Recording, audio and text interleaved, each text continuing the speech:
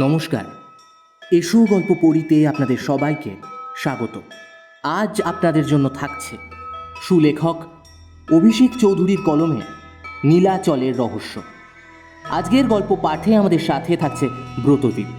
অন্যান্য চরিত্রে আর্য, প্রীতম, সঞ্চিতা, আফরোজা, আসঞ্জন, শুভ, বিশ্বদীপ, সঞ্জীবন, শুভদীপ, বিপ্রদীপ, অভ্র এবং অমিত।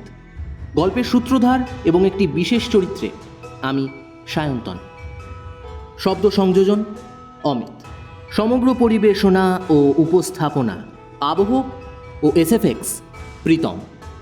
প্রচ্ছদ অঙ্কন অনির্বাণ। শুনতে থাকুন আমাদের আজকের নিবেদন নীলাচলের রহস্য।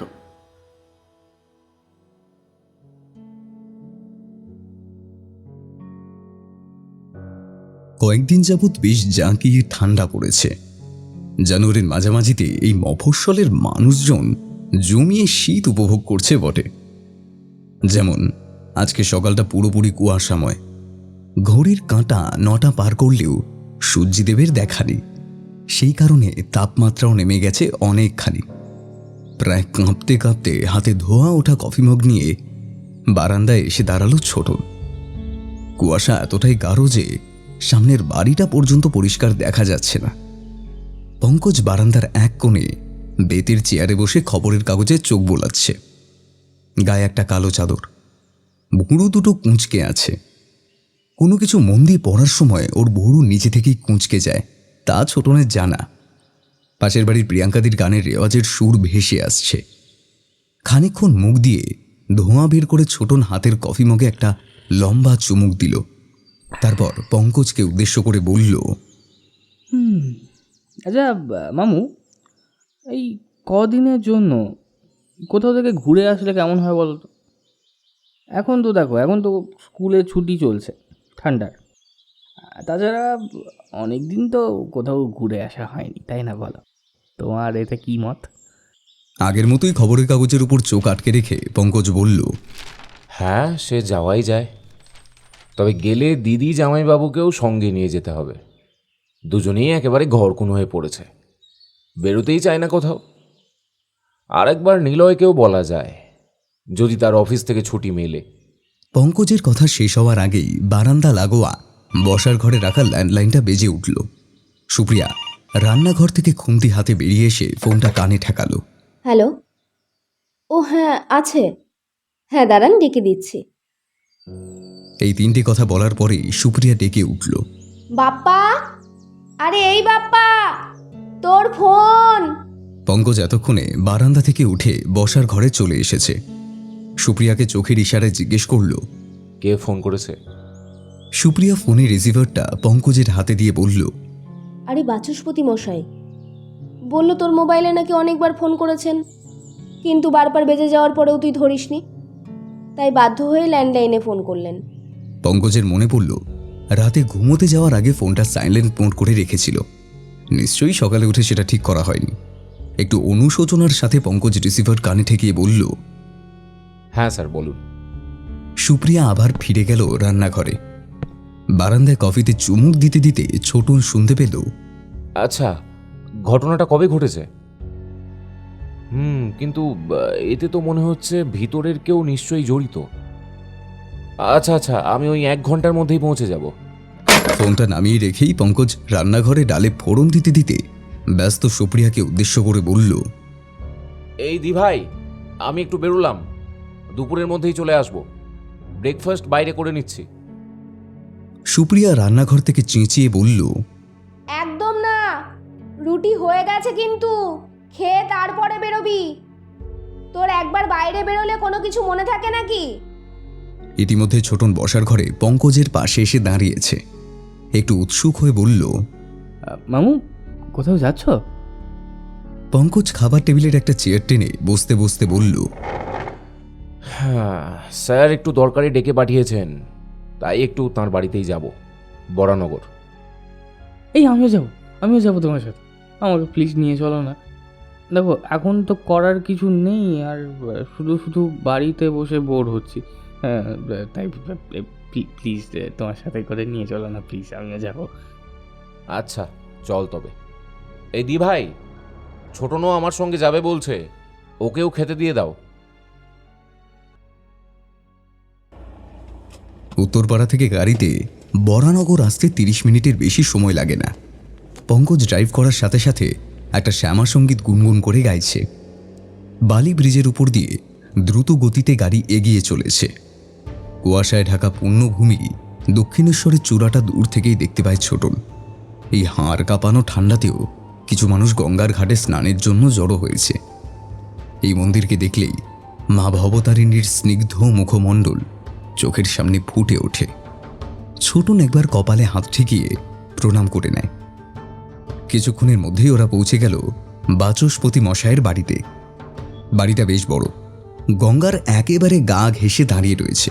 দেখলেই বোঝা যায় সেই ইংরেজ আমলের তৈরি, তবে নিয়মিত পরিচর্যার ছাপ লক্ষণীয়। সামনে এক টুকরো বাগানও আছে, তাতে নানা রঙের গোলাপ আর চন্দ্রমল্লিকা শীতের ঠান্ডা বাতাসে মাথা দোলাচ্ছে। বাড়ির দরজা খোলাই ছিল। পঙ্কজ গাড়িটা বাগানে রেখে বাড়ির ভিতর ঢুকে এলো। পিছন পিছন ছোটন। মূল ফটক পেরিয়ে সামনে লম্বা দালান, দুদিকে সারিবদ্ধ ঘর। একজন মধ্যবয়সী মহিলা দালানে বসে সেলাই করছিলেন। পঙ্কজদের দেখে হাসি মুখে বললেন, আরে পঙ্কজ, এসে গেছো? উনি স্টাডি রুমে তোমার জন্যই অপেক্ষা করছেন। আচ্ছা কাকিমা। পঙ্কজ দোতলায় ওঠার সিঁড়ির দিকে এগিয়ে যায়। অবশ্য যাওয়ার আগে ছোটনকে বলে গেল, তুই এখানেই বস, আমি স্যারের সঙ্গে কথা বলে আসছি। পঙ্কজ চলে যেতে ছোটন দালানে বিছানো মাদুরের উপর গুটি-সুটি মেরে বসল। এমনিতেই যা ঠান্ডা, হাত পা একেবারে বরফের মতো জমে যাচ্ছে। সেই ভদ্রমহিলা এবারে ছোটনের দিকে তাকিয়ে বললেন, তোমার নামই তো ছোটন, তাই না? হ্যাঁ, আমার নামই ছোটন। তবে আপনি কি করে? তোমার মামার থেকেই শুনেছি তোমার কথা। তা এইবার তো ক্লাস 11, সামনের বছর উচ্চ মাধ্যমিক। মন দিয়ে পড়াশোনা করছো তো? ছোটন কেবল মাথা নাড়ালো। ভদ্রমহিলা সামান্য হেসে কোথায় যেন চলে গেলেন, তারপর ফিরে এলেন একটা প্লেট হাতে নিয়ে। ছোটনের সামনে প্লেটটা রেখে বললেন, নাও বাবা, এইটুকু খেয়ে নাও তো দেখি। ছোটন দেখল প্লেটে সাজানো রয়েছে 2 রকমের মিষ্টি, বাড়িতে বানানো নাড়ু, চিড়ের মোয়া, আর একটা পেতলের বাটিতে নতুন গুড়ের পায়েস। দেখা মাত্রই জিভে জল চলে এলো ছোটনের। তৎক্ষণাৎ পায়েসের বাটিটা হাতে তুলে নিয়ে খেতে শুরু করে দিল। শেষ নাড়ুটা মুখে পোড়া মাত্র সিঁড়ির দিক থেকে পঙ্কজের গলার স্বর কানে এলো ছোটনের, সাথে আরও একটা গম্ভীর স্বর। ছোটন দেখল পঙ্কজ আর বাচস্পতি মশাই কথা বলতে বলতে নিচে নেমে এসেছেন। ছোটনের দিকে চোখ যেতেই বাচস্পতি মশাই বললেন, আরে ছোটন বাবাজি, কেমন আছো? ছোটন এক গাল হেসে নাড়ুটা কোনো মতে গিলে বলল, আরে আমি আমি ভালো আছি, আপনি কেমন আছেন?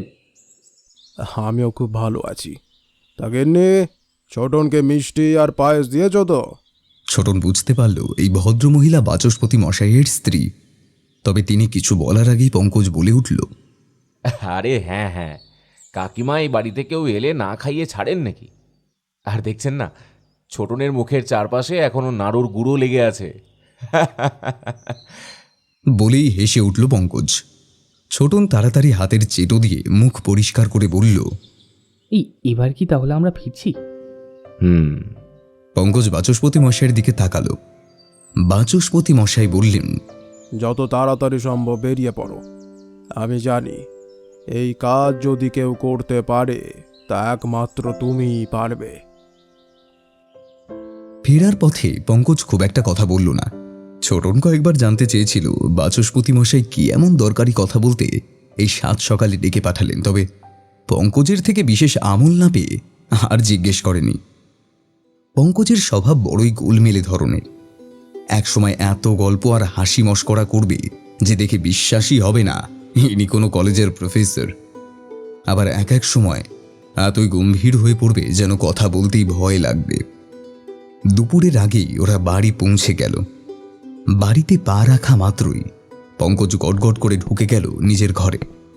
বেরোলো একেবারে দুপুরের খাওয়ার সময়। সুব্রত আজকে অফিসে বিশেষ কাজ না থাকায় তাড়াতাড়ি বাড়ি ফিরে এসেছে। খাবার টেবিলে বসে প্রথম মুখ খুলল পঙ্কজ। আচ্ছা, আমি ঠিক করেছি কদিনের জন্য আমরা আসাম, বিশেষ করে ওই কামাখ্যা মন্দিরটা একটু ঘুরে আসব।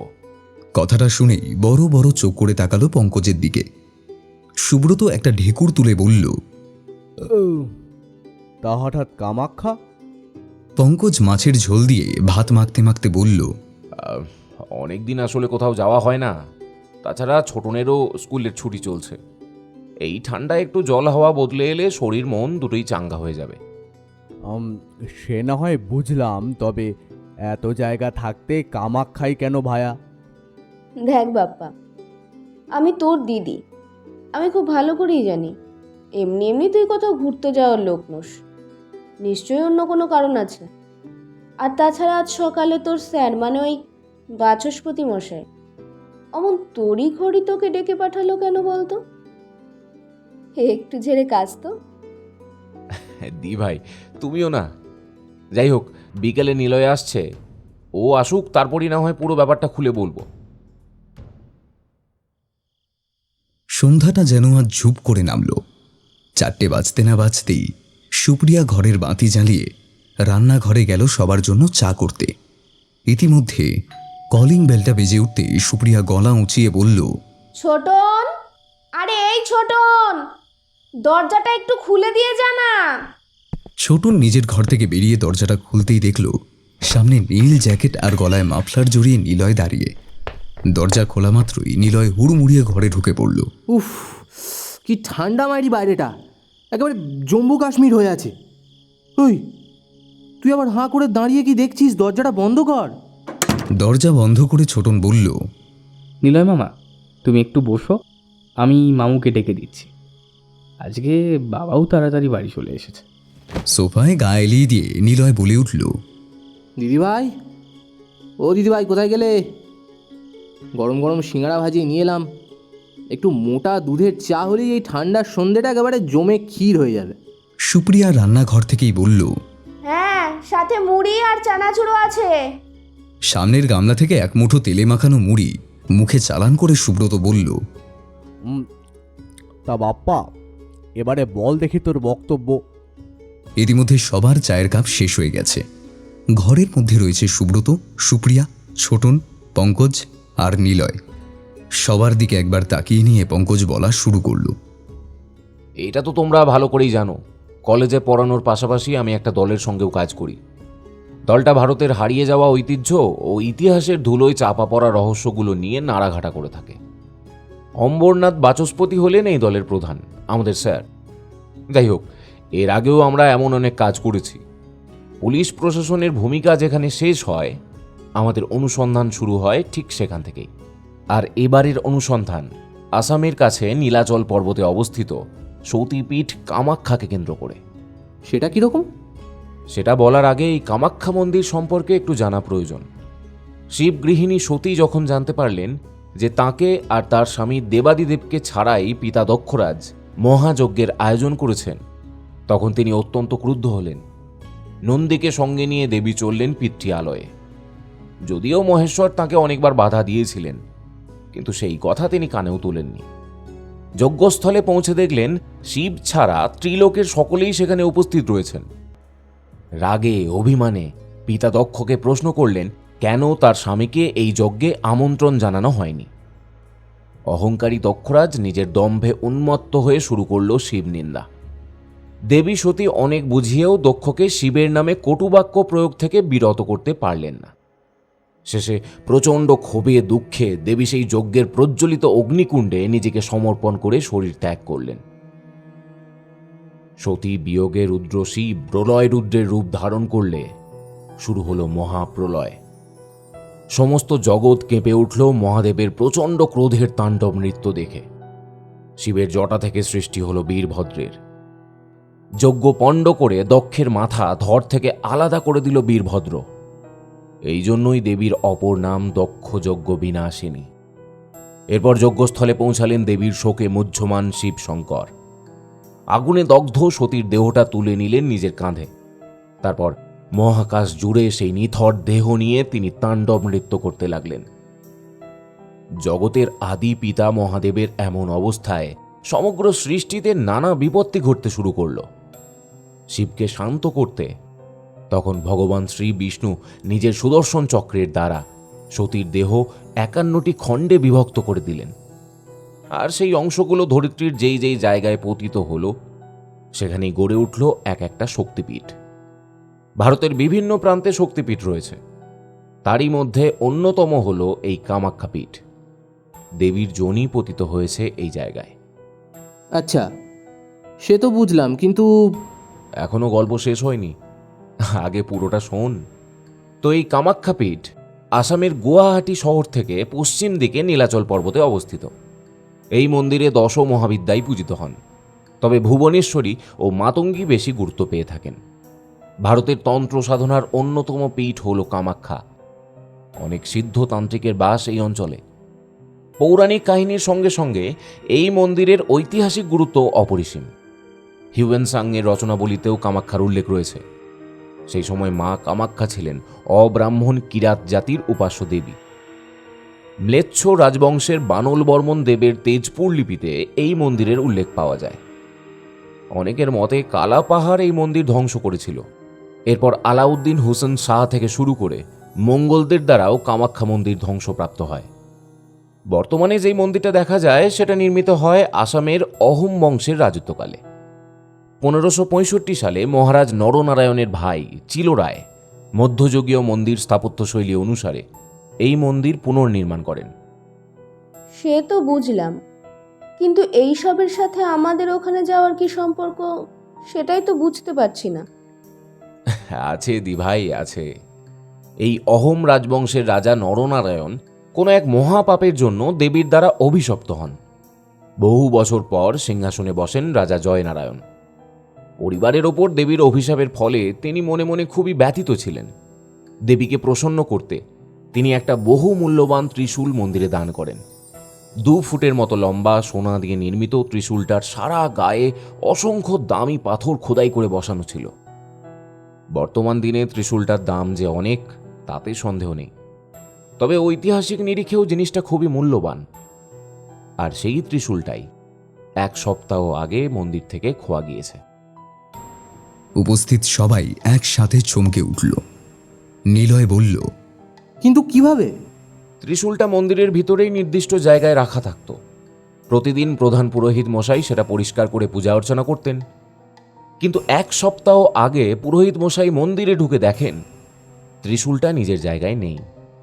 চারিদিকে তন্ন তন্ন করে খুঁজেও তার কোনো চিহ্ন পাওয়া যায় না। পুলিশও ব্যাপারটা তলিয়ে দেখছে, তবে স্যার চাইছেন আমি ওখানে গিয়ে একটু। এই শোন, তুই আবার ওখানে গিয়ে কি করবি? পুলিশ যখন তল্লাশি করছে তখন নিশ্চয়ই কিছু পাওয়া যাবে। আর তাছাড়া এইসব ঘটনার পেছনে ভেতরের লোকেদেরই হাত থাকে। সে তো আমিও বুঝতে পারছি দি ভাই, কিন্তু ত্রিশূলটা খুবই গুরুত্বপূর্ণ, আর সেটা খুঁজে না পাওয়া গেলে অনেক কিছু ঘটে যেতে পারে। এছাড়াও দেবীর বিশেষ পুজোয় ওই ত্রিশূলটা দরকার হয়। সেটা না থাকলে পুজো সম্পন্নই হবে না। মন্দিরের প্রধান পুরোহিত স্যারের পুরনো বন্ধু, তিনি অনেক করে বলেছেন একটু ব্যাপারটা দেখতে। আমাদের দল তো এর আগেও এমন অনেক কিছুই খুঁজে বের করেছে, তাই স্যার আমাকে এই কাজের দায়িত্ব দিয়েছেন। হ্যাঁ, পরে আমি ভাবলাম এই সূত্রে সবারই একটু ঘোরা হয়ে যাবে, তাই সবাই মিলেই যেতে চাইছি। প্ল্যানটা যে খুব একটা মন্দ তা কিন্তু নয়।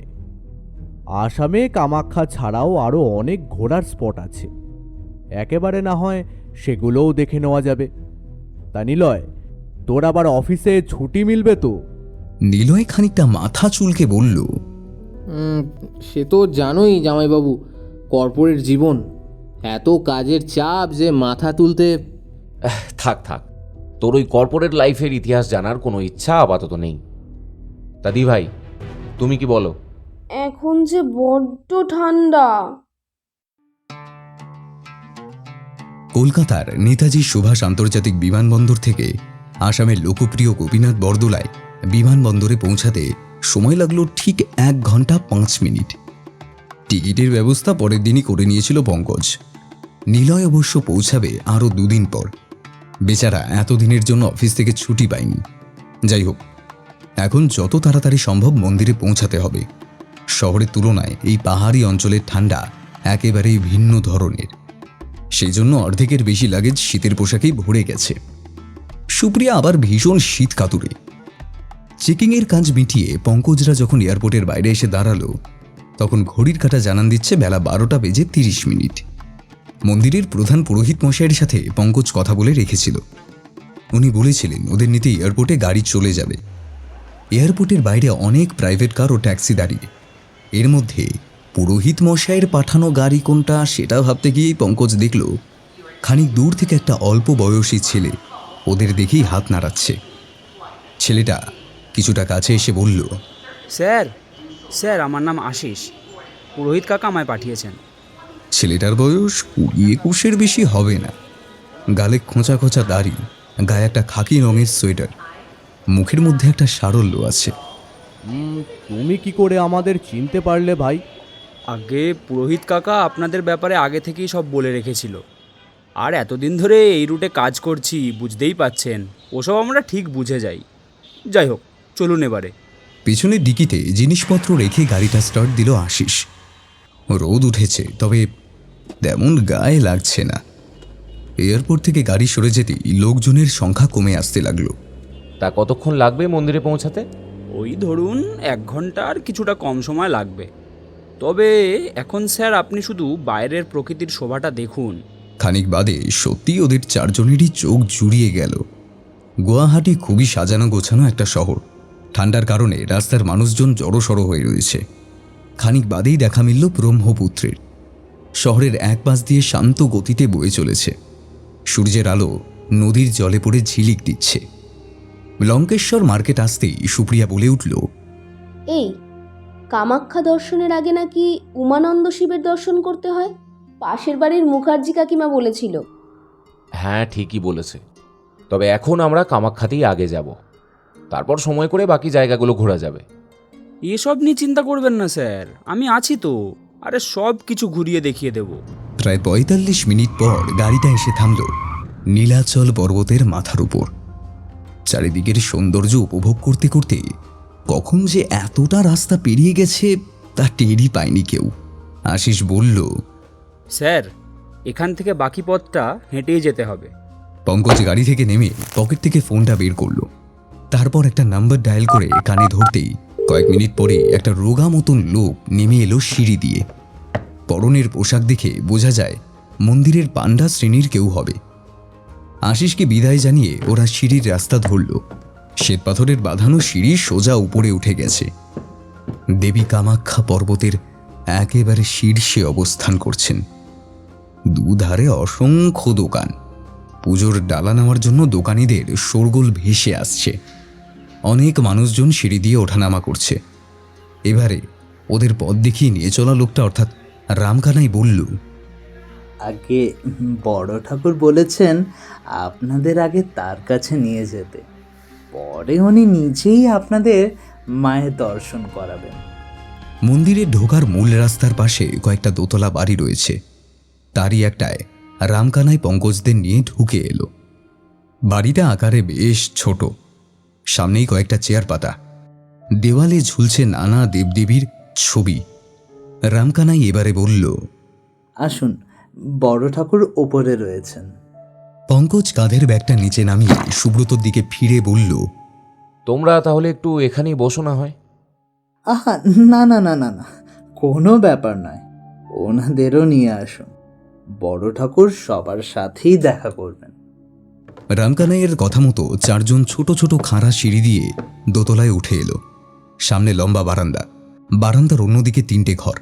এখান থেকে কামাখ্যা মন্দির স্পষ্ট দেখা যাচ্ছে। নিচের রাস্তা ধরে অগন্তি পুণ্যার্থী এগিয়ে চলেছে মন্দিরের দিকে। এই মন্দিরে সারা বছরই ভিড় লেগে থাকে। 3টে ঘরের মধ্যে মাঝের ঘরটার দরজার উপর একটা মোটা পর্দা ঝুলছে। রামকানাই সেই পর্দা ঠেলে ভিতরে ঢুকে গেল। কয়েক সেকেন্ড পরেই ভিতর থেকে বলল, আপনারা ভেতরে আসুন।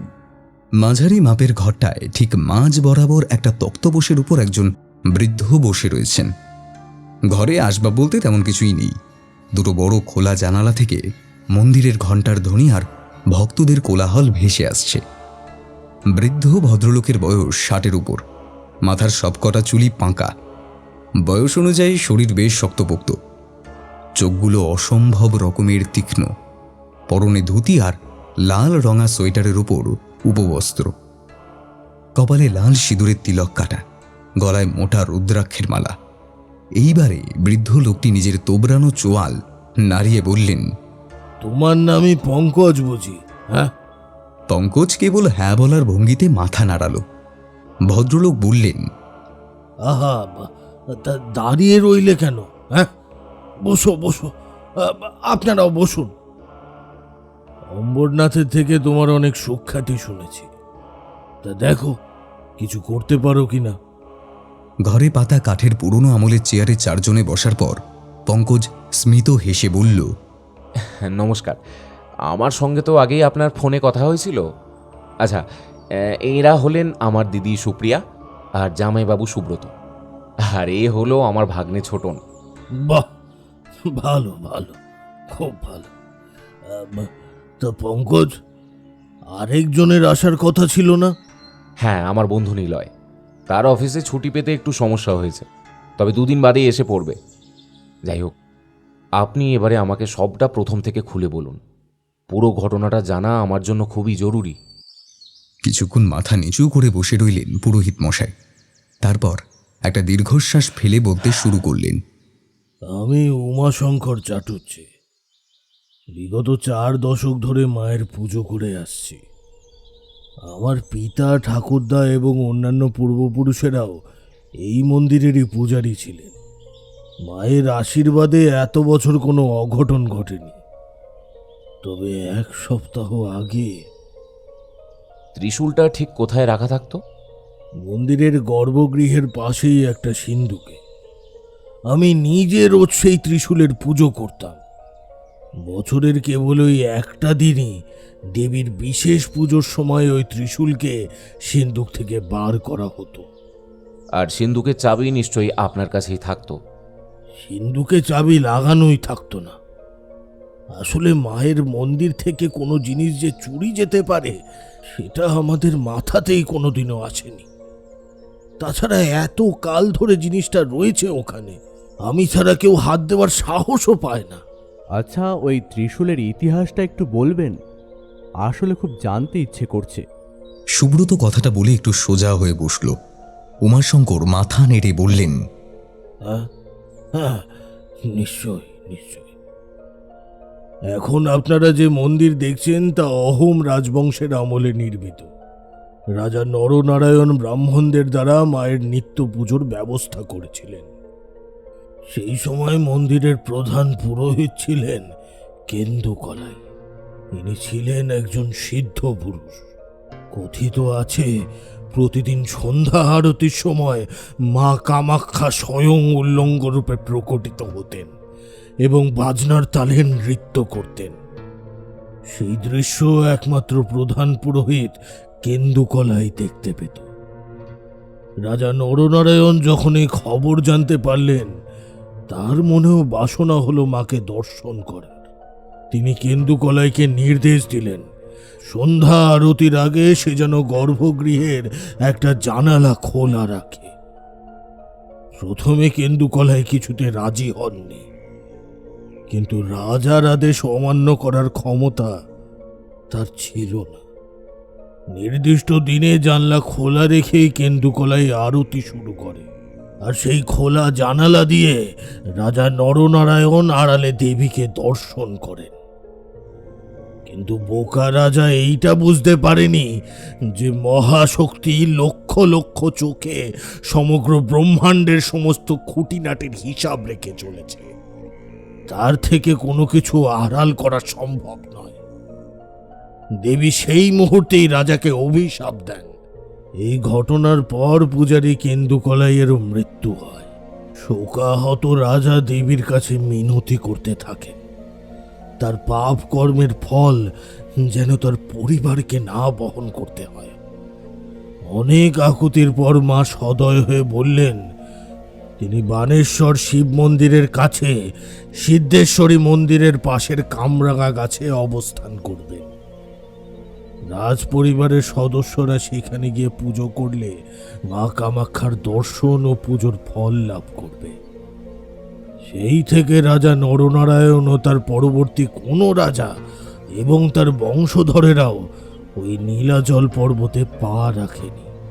রাজ পরিবারের জ্ঞাতি ও রক্ত সম্পর্কযুক্ত ব্যক্তিরা আজও মন্দিরে প্রবেশ এবং মায়ের দর্শন লাভ থেকে চিরবঞ্চিত।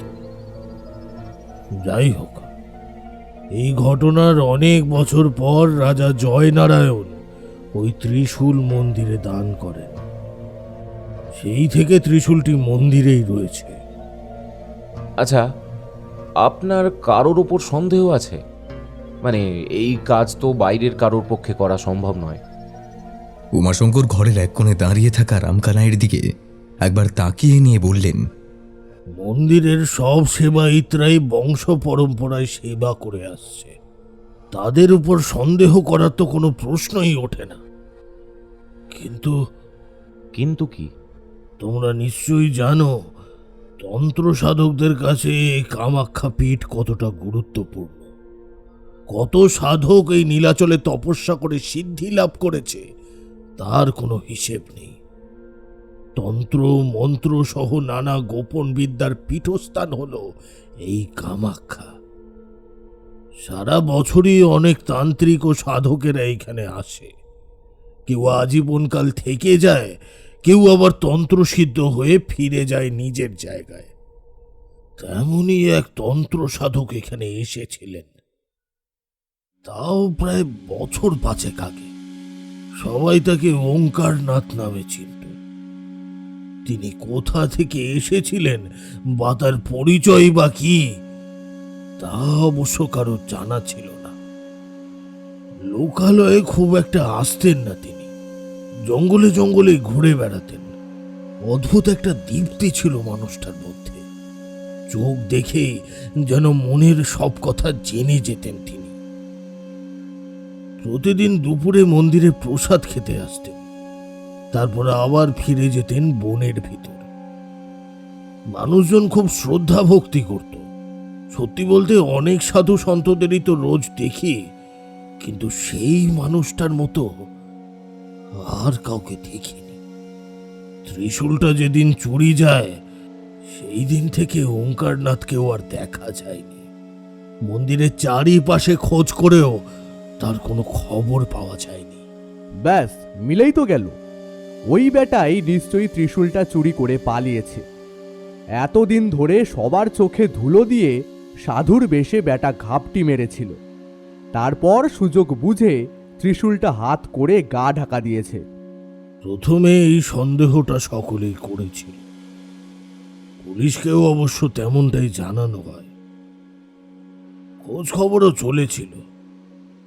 তবে তবে আমার মন কিছুতেই এই কথাটি মানতে চায়নি, জানো। আর সেটাই প্রমাণিত হয়। কিরকম?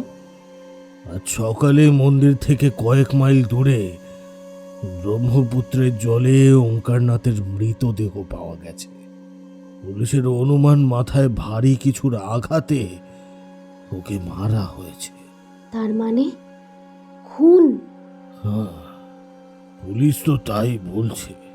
তবে ময়না তদন্তের কাগজ এলে সবটা বোঝা যাবে। মন্দিরের গর্ভগৃহে যেখানে ত্রিশূলটা রাখা ছিল, আমি একবার সেই জায়গাটা দেখতে চাই। হ্যাঁ, নিশ্চয় নিশ্চয়। আমি নিজে গিয়ে তোমাদের মায়ের দর্শন করাবো, তখনই সবকিছু দেখে নিওখন। তার আগে একটু বিশ্রাম করো, কিছু মুখে দাও।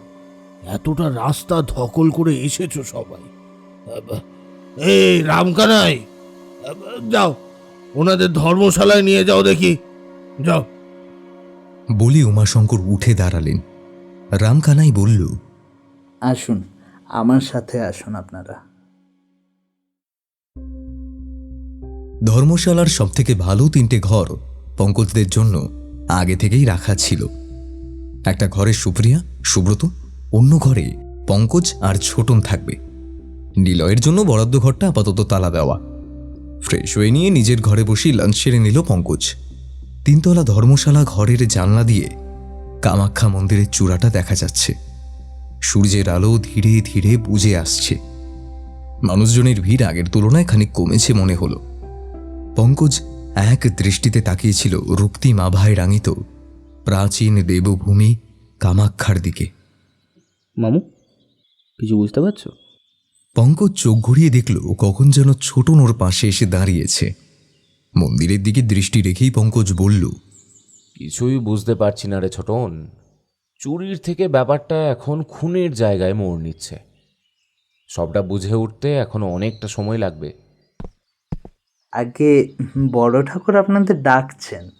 খানিক বাদে পঙ্কজ আর ছোটন ধর্মশালার নিচে নামতেই দেখল সুপ্রিয়া আর সুব্রত গেটের সামনে দাঁড়িয়ে উমাশঙ্কর বাবুর সাথে কথা বলছে। পঙ্কজদের আসতে দেখে উমাশঙ্কর বললেন, চলো তবে মায়ের কাছে যাওয়া যাক এবার। হ্যাঁ, কামাখ্যা মন্দিরে দেবীর কোনো মূর্তি পুজো হয় না। গর্ভগৃহের মধ্যে জনি আকৃতির একটা গর্ত রয়েছে, সেটাকেই দেবী জ্ঞানে ভক্তরা পুজো করে। গর্তটা সবসময় ভূগর্ভস্থ প্রস্রবণের জলের দ্বারা সিক্ত থাকে। মূল মন্দির ছাড়াও সমগ্র মন্দির চত্বর জুড়ে অসংখ্য দেবদেবীর মন্দির রয়েছে। সাধারণ লাইনে দাঁড়িয়ে মন্দিরে প্রবেশ করতে গেলে 2-3 ঘন্টা সময় লেগে যায়। এছাড়াও আছে ভিআইপি কুপনের ব্যবস্থা। তবে প্রধান পুরোহিত উমাশঙ্কর সাথে থাকায় পঙ্কজদের কোনোটাই করতে হলো না। গর্ভগৃহের আকৃতির গুহার মতো সরু খাড়ায় সিঁড়ি পেরিয়ে তবেই সেখানে পৌঁছানো যায়। গর্ভগৃহে কেবল একটা প্রদীপ জ্বলছে। মিটমিটে আলোয় দেবী দর্শন করার পর উমাশঙ্কর ওদের ঘরের একপাশে রাখা একটা লোহার সিন্দুকের কাছে নিয়ে গেলেন। দেখেই বোঝা যায় সিন্দুকটা বহুকাল পুরনো। উমাশঙ্কর সিন্দুকের ডালা খুলে দিতেই পঙ্কজ ভিতরে মুখ বাড়িয়ে দেখল সিন্দুক ফাঁকা। কেবল কিছু ফুল, বেলপাতা ও সিঁদুর ছড়িয়ে রয়েছে। ডালা বন্ধ করে গর্ভগৃহের বাইরে বেরিয়ে এলো সবাই। গর্ভগৃহের তাপমাত্রা যেন বাইরের তুলনায় কয়েক ডিগ্রি কম। প্রচণ্ড শীতে দাঁতের দাঁত ঠুকে যাওয়ার জোগাড়। পঙ্কজ বলল, আচ্ছা উমাশঙ্কর বাবু, আপনি শেষবারের মতো ত্রিশূলটা কবে দেখেছিলেন? আমি ত্রিশূলটা খোয়া যাওয়ার আগের রাত্রে ওটাকে শেষবারের মতো দেখেছিলাম। প্রতি রাত্রে আমি নিজেই গর্ভগৃহের কপাট বন্ধ করি। পরের দিন ভোরে দরজা খোলার পর দেখি সিন্দুকের মুখ খোলা, আর ত্রিশূলটা সেখানে আর নেই। আর রাতে মন্দির চত্বরে কেউ পাহারায় থাকে কি? মন্দির চত্বরে রাতে কেউ না থাকলেও সিসিটিভি ক্যামেরা রয়েছে। সেটা চেক করা হয়েছিল? চুরি হওয়ার রাত্রে সমস্ত ক্যামেরাগুলোকে কেউ আগে ভাগে বন্ধ করে দিয়েছিল। পুলিশ অবশ্য বলছে এটা চোরেরই কাজ। পঙ্কজকে চুপ করে দাঁড়িয়ে থাকতে দেখে উমাশঙ্কর বললেন, অনেক আশা ভরসা করে তোমাকে এখানে ডেকে এনেছি বাবা। ত্রিশূলটা সঠিক সময়ের মধ্যে খুঁজে পাওয়া না গেলে না জানি কি সর্বনাশটাই না ঘটে যাবে। দেখো কতটা কি করতে পারো। সন্ধ্যা আরতির সময় হয়ে এলো, আমায় একবার মন্দিরে যেতে হবে, বুঝলে? উমাশঙ্কর আবার ভিড় ঠেলে মন্দিরের ভিতরে ঢুকে গেলেন। সুপ্রিয়া আর সুব্রত মন্দিরের অন্যদিকটা ঘুরে দেখার জন্য সামনের দিকে এগিয়ে গেল। পঙ্কজ ছোটনকে বলল, কেমন দেখছিস সব? দারুণ। এতক্ষণে সূর্য ডুবে গেছে। মন্দির চত্বরে জ্বলে উঠেছে বড় বড় আলো। পাখির দল মন্দিরের চূড়ায় বসে কিচিরমিচির করছে। পঙ্কজ মুগ্ধ চোখে চেয়ে রয়েছে মন্দিরের দিকে। এই মন্দিরে 4টি কক্ষ রয়েছে, প্রধান গর্ভগৃহ আর 3টে মণ্ডপ। এগুলোর স্থানীয় নাম চলন্ত, পঞ্চরত্ন আর নাট মন্দির। গর্ভগৃহ পঞ্চরথ স্থাপত্য শৈলী অনুযায়ী নির্মিত। এই দেখ, সমস্ত মন্দিরের গায়ে খাজুরাহ আর মধ্যযুগীয় মন্দিরের মতো খোদাই চিত্র দেখা যাচ্ছে। দেবদেবী থেকে শুরু করে পশু পাখির মূর্তি পর্যন্ত খোদাই করা রয়েছে। গর্ভগৃহের চূড়াটা অনেকটা মৌচাকের মতো। নিম্ন আসামের মন্দির স্থাপত্যের অন্যতম বৈশিষ্ট্য। চল ওই দিকটা একটু ঘুরে আসি। ছোটন চারিদিকে মাথা ঘোরাতে ঘোরাতে বলল, অসম্ভব সুন্দর। মন্দিরের দেওয়ালে তো মনে হচ্ছে সব ঠাকুরের মূর্তিই খোদাই করা আছে। প্রধানত গণেশ, বিষ্ণু, শিব আর দেবীর বিভিন্ন রূপের। ওই দিকে দেখ। ছোটন পঙ্কজের দৃষ্টি অনুসরণ করে দেখল সামনে বেশ গভীর একটা পুকুর। চারিদিক দিয়ে সিঁড়ি নেমে গেছে পুকুরের দিকে। পঙ্কজ বলল, এই পুকুরে স্নান করেই ভক্তরা মন্দিরে পুজো দেয়। যাই হোক, এই দিদি আর জামাইবাবু কোথায় গেল বলতো? মা আর বাবা গেছে ওই মন্দিরের পেছন দিকটা দেখতে। আচ্ছা চল।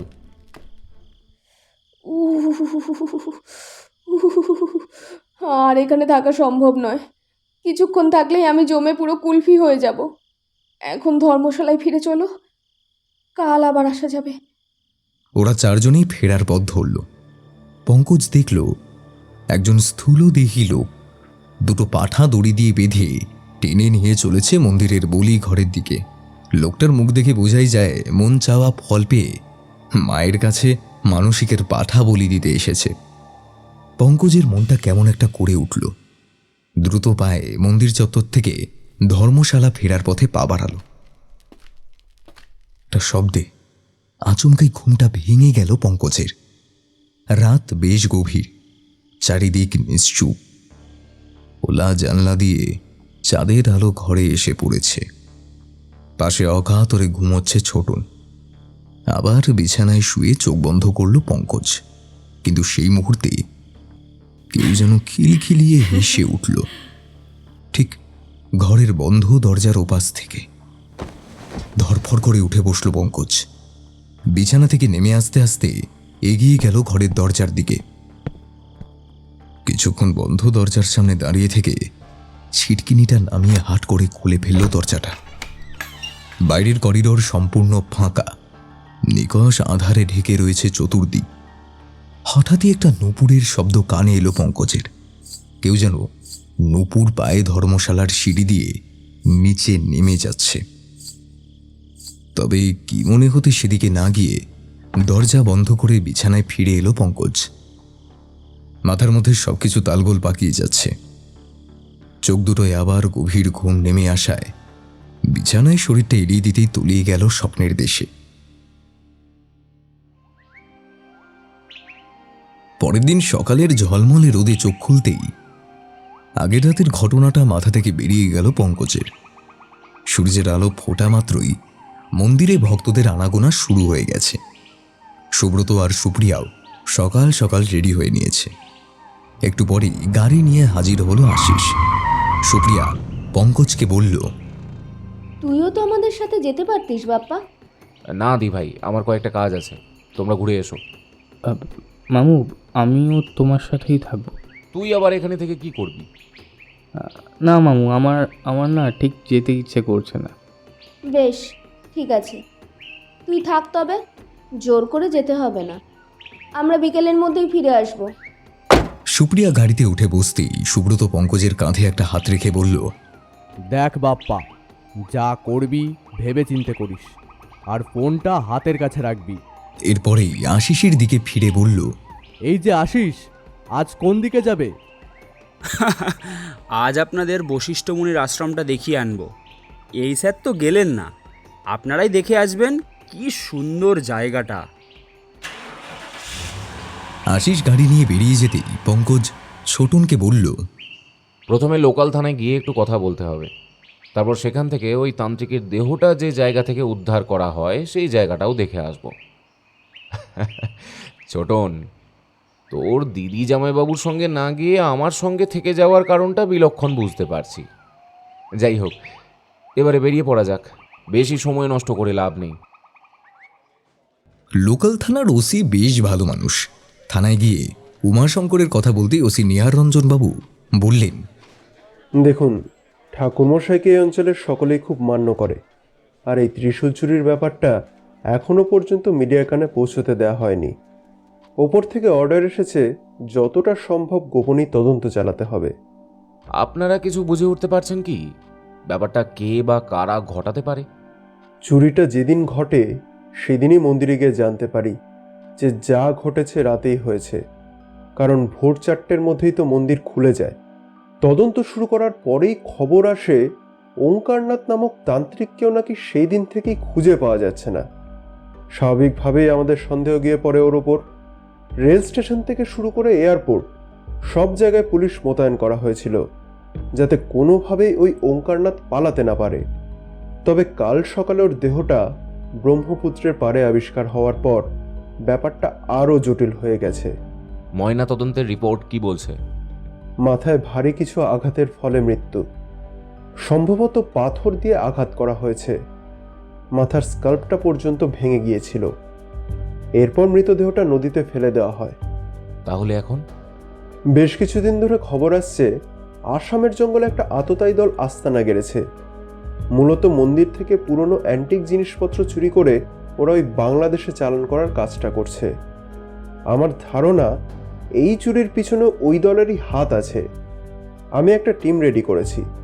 তারা সমস্ত জঙ্গল ও তার আশেপাশের এলাকায় খানা তল্লাশি চালাচ্ছে। আশা করি খুব তাড়াতাড়ি ভালো কোনো খবর আমাদের হাতে এসে পৌঁছাবে। আসলে সমস্যাটা কি বলুন তো, এখানকার জঙ্গল এতটাই গভীর যে তার ভেতরে কেউ লুকিয়ে থাকলে ধরাটা খুবই কষ্টসাধ্য হয়ে পড়ে। তবে আমরা আমাদের পুরো শক্তি প্রয়োগ করে এই কেসটা সলভ করার চেষ্টা করছি। আচ্ছা দেখুন, তবে আমি কটা দিন এখানে আছি, কোনো খবর পেলে নিশ্চয়ই জানাবেন। আচ্ছা আজ চলি তাহলে, নমস্কার। পঙ্কজ নিহার রঞ্জন বাবুকে বিদায় জানিয়ে দরজার দিকে এগিয়ে গেল। পর মুহূর্তে কি মনে হতে পিছন ফিরে বলল, আরেকটা কথা, ওই ওঙ্কারনাথের মৃতদেহটা ঠিক কোথা থেকে পাওয়া গিয়েছিল? এখান থেকে প্রায় 10 মাইল পশ্চিমে, নদীর পাড় থেকে জঙ্গলের অনেকটাই ভেতরে। থানা থেকে বেরিয়ে একটা প্রাইভেট কার বুক করে পঙ্কজ আর ছোটন উঠে বসল সেটায়। ড্রাইভারকে গন্তব্যের কথা জানাতেই সে বলল, ওই দিকটায় তো ট্যুরিস্টরা খুব একটা যায় না স্যার। আমরা ফটোগ্রাফার, জঙ্গলের ভিতরে থাকা বিরল পাখিদের ফটো তুলতেই এখানে এসেছি। আমাদের ওরকম একটা জায়গায় দরকার। ড্রাইভার আর বেশি কথা না বাড়িয়ে গাড়ি চালানোর দিকে মন দিল। ছোটন বুঝতে পারল পঙ্কজ ড্রাইভারের সামনে আর কিছুই বলবে না। এর ফলে চুপ করে থাকাই শ্রেয়।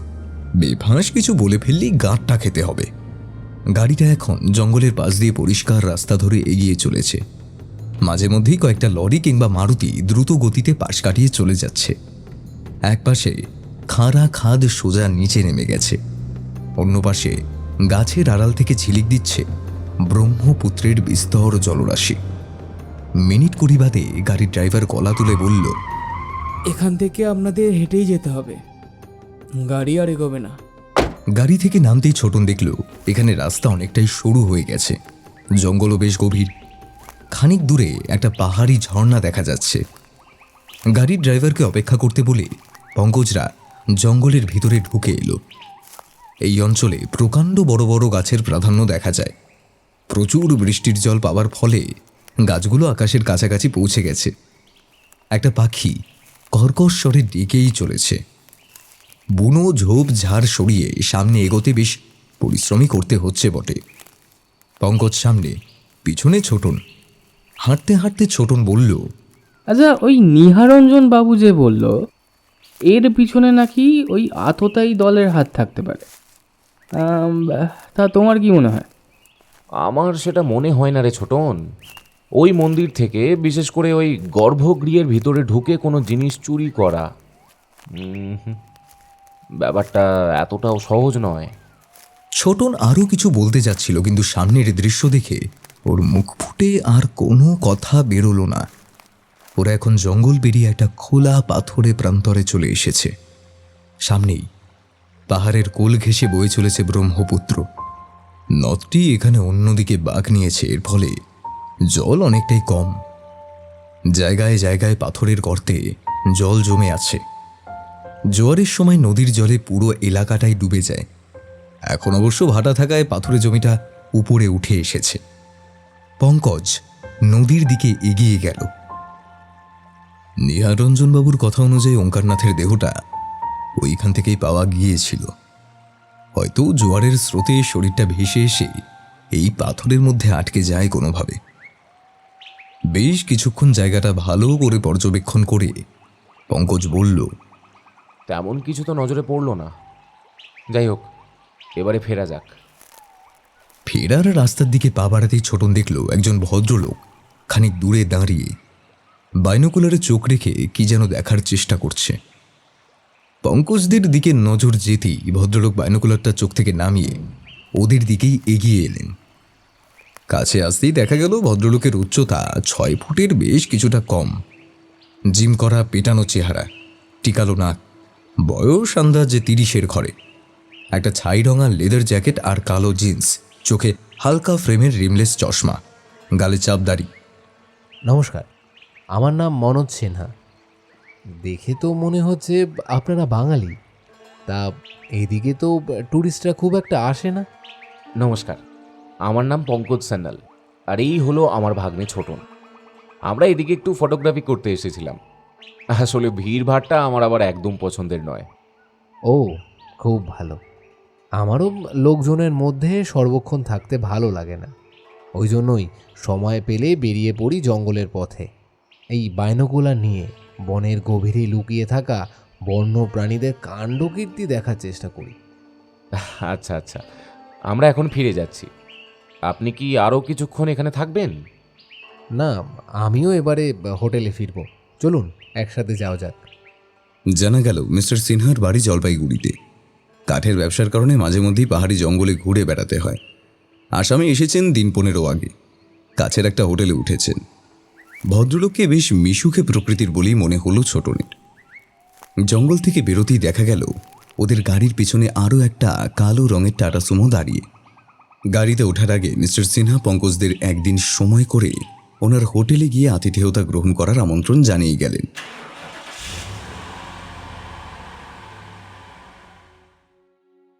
মন্দিরে ফিরতে ফিরতে বিকেল হয়ে গেল। এখনও সুপ্রিয়া আর সুব্রত না ফেরায় পঙ্কজ নিজের ঘরের সামনের বারান্দায় হেলান দিয়ে দাঁড়িয়েছিল। ছোটন ঘরের মধ্যে ফোনে মুখ গুজে কী সব করছে। পঙ্কজের মনে হলো ওর পিছনে কেউ যেন এসে দাঁড়িয়েছে, তবে পিছনে দেখার আগেই সেই ব্যক্তি ওর পাশে এসে দাঁড়ালো। উমাশঙ্করবাবু। পঙ্কজ বলল, আজকে একটু থানায় গিয়েছিলাম নিহার রঞ্জন বাবুর সঙ্গে কথা বলতে। হ্যাঁ জানি, আশিস বলেছে আমায়। আচ্ছা, আশিস কি এখানেই থাকে? হ্যাঁ বাবা, আশিসকে আমার ছেলেই বলতে পারো। আমি তো আর সংসার করিনি, সারাটা জীবন মায়ের সেবা করেই কাটিয়ে দিয়েছি। অনেক বছর আগে মন্দিরে একটা 5 বছরের বাচ্চাকে পাওয়া গিয়েছিল। হয়তো কোনোভাবে মা বাবার থেকে আলাদা হয়ে পড়ে সে, অথবা কেউ ইচ্ছে করেই ফেলে রেখে গিয়েছিল বাচ্চাটাকে। পুলিশ অনেক চেষ্টা করেও বাচ্চাটার মা বাবার কোনো খোঁজ করতে পারেনি। তবে আমার কেমন যেন মায়া পড়ে যায় বাচ্চাটার উপর। রেখে দিই তাকে নিজের কাছে, তার নতুন নাম দিই আশিস। সেই ছেলেই এখন বড় হয়েছে, মন্দিরের ভক্তদের গাড়ি করে পৌঁছে দেয়, আমার সাথেই থাকে সে।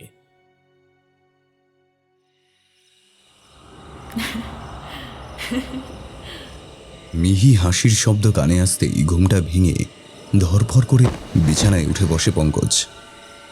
কালকের মতোই গভীর রাত, বিশ্ব চরাচর ঘুমে আচ্ছন্ন। পা টিপে টিপে পঙ্কজ গিয়ে দাঁড়ায় দরজাটার সামনে। হ্যাঁ, স্পষ্ট শোনা যাচ্ছে নুপুর পায়ে কারোর হেঁটে বেড়ানোর শব্দ, কিন্তু দরজা খুলতেই আগের রাতের মতো কাউকে সেখানে দেখতে পাওয়া যায় না। খানিক বাদেই সিঁড়ির দিক থেকে নুপুরের শব্দ ভেসে আসে। এবারে পঙ্কজ দ্রুত পায়ে এগিয়ে যায় সিঁড়ির কাছে। আবার সেই হাসির শব্দ, তবে এখন সেটা ভেসে আসছে ধর্মশালা থেকে। বাইরে বেরোনোর কাঠের পেল্লাই দরজাটার দিক থেকে। সিঁড়ি থেকে দরজা পর্যন্ত যেতে হলে লম্বা করিডোর, তারপর একটা বড় ঘর পেরোতে হয়। কোনো মানুষ এত তাড়াতাড়ি সেখানে পৌঁছে যেতে পারে কি করে? পঙ্কজও সিঁড়ি দিয়ে দ্রুত নিচে নামতে থাকে, তবে বেখেয়ালবশত অন্ধকারে হোঁচট খেয়ে কয়েকটা সিঁড়ি টপকে সোজা গিয়ে পড়ে নিচের চাতালে। কোমরে ব্যথা লেগেছে, কপালটাও সিঁড়ির হাতলে ঠুকে গেছে, তবে সেই সব কিছু উপেক্ষা করে পঙ্কজে এগিয়ে যায় ধর্মশালার বড় কাঠের দরজাটার দিকে। কিন্তু এই কি, দরজা তো বন্ধ। তাহলে সেই নুপুর পরা মেয়েটি বাইরে বেরোলো কি করে? এক রাশ বিস্ময়ের সাথে পঙ্কজ আবার নিজের ঘরে ফিরে আসে, তবে আজকে যে আর ঘুম আসবে না সেটাও পরিষ্কার বুঝতে পারে।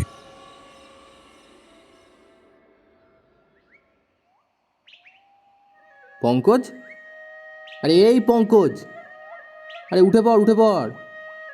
আরে ওঠ রে। ভোরের দিকে চোখটা লেগে গিয়েছিল।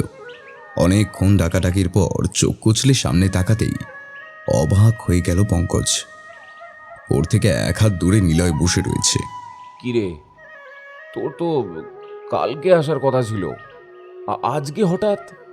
বসের সাথে এক প্রকার যুদ্ধ করেই কাল রাতের ফ্লাইটে সোজা গুয়াহাটি।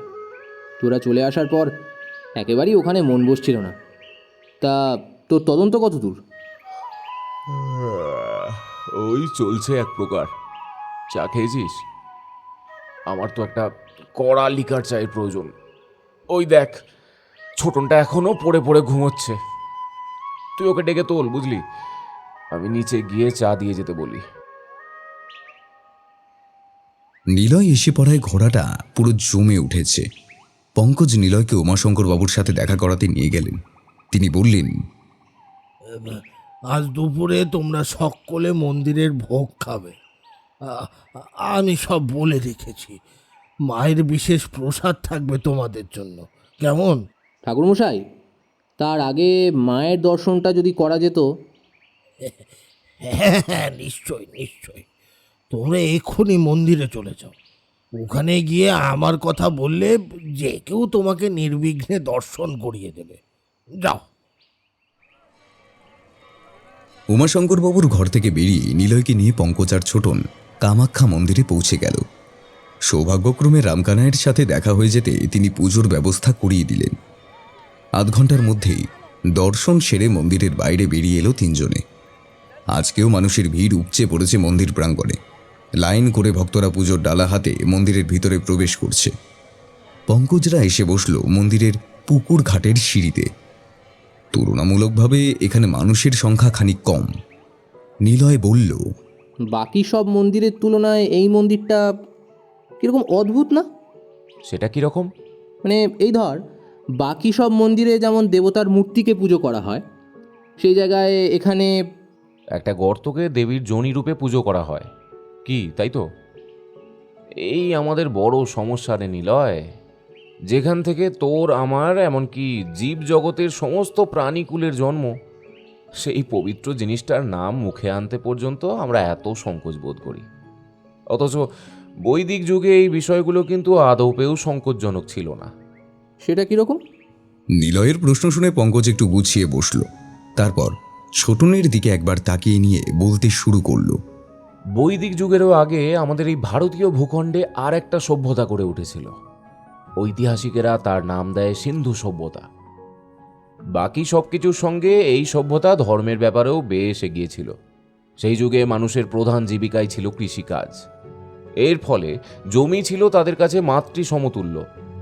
এই ক্ষেত্রে মনে রাখবি, আজও কিন্তু আমরা ধরিত্রীকে মাতা বা একজন মহিলা রূপেই চিহ্নিত করি।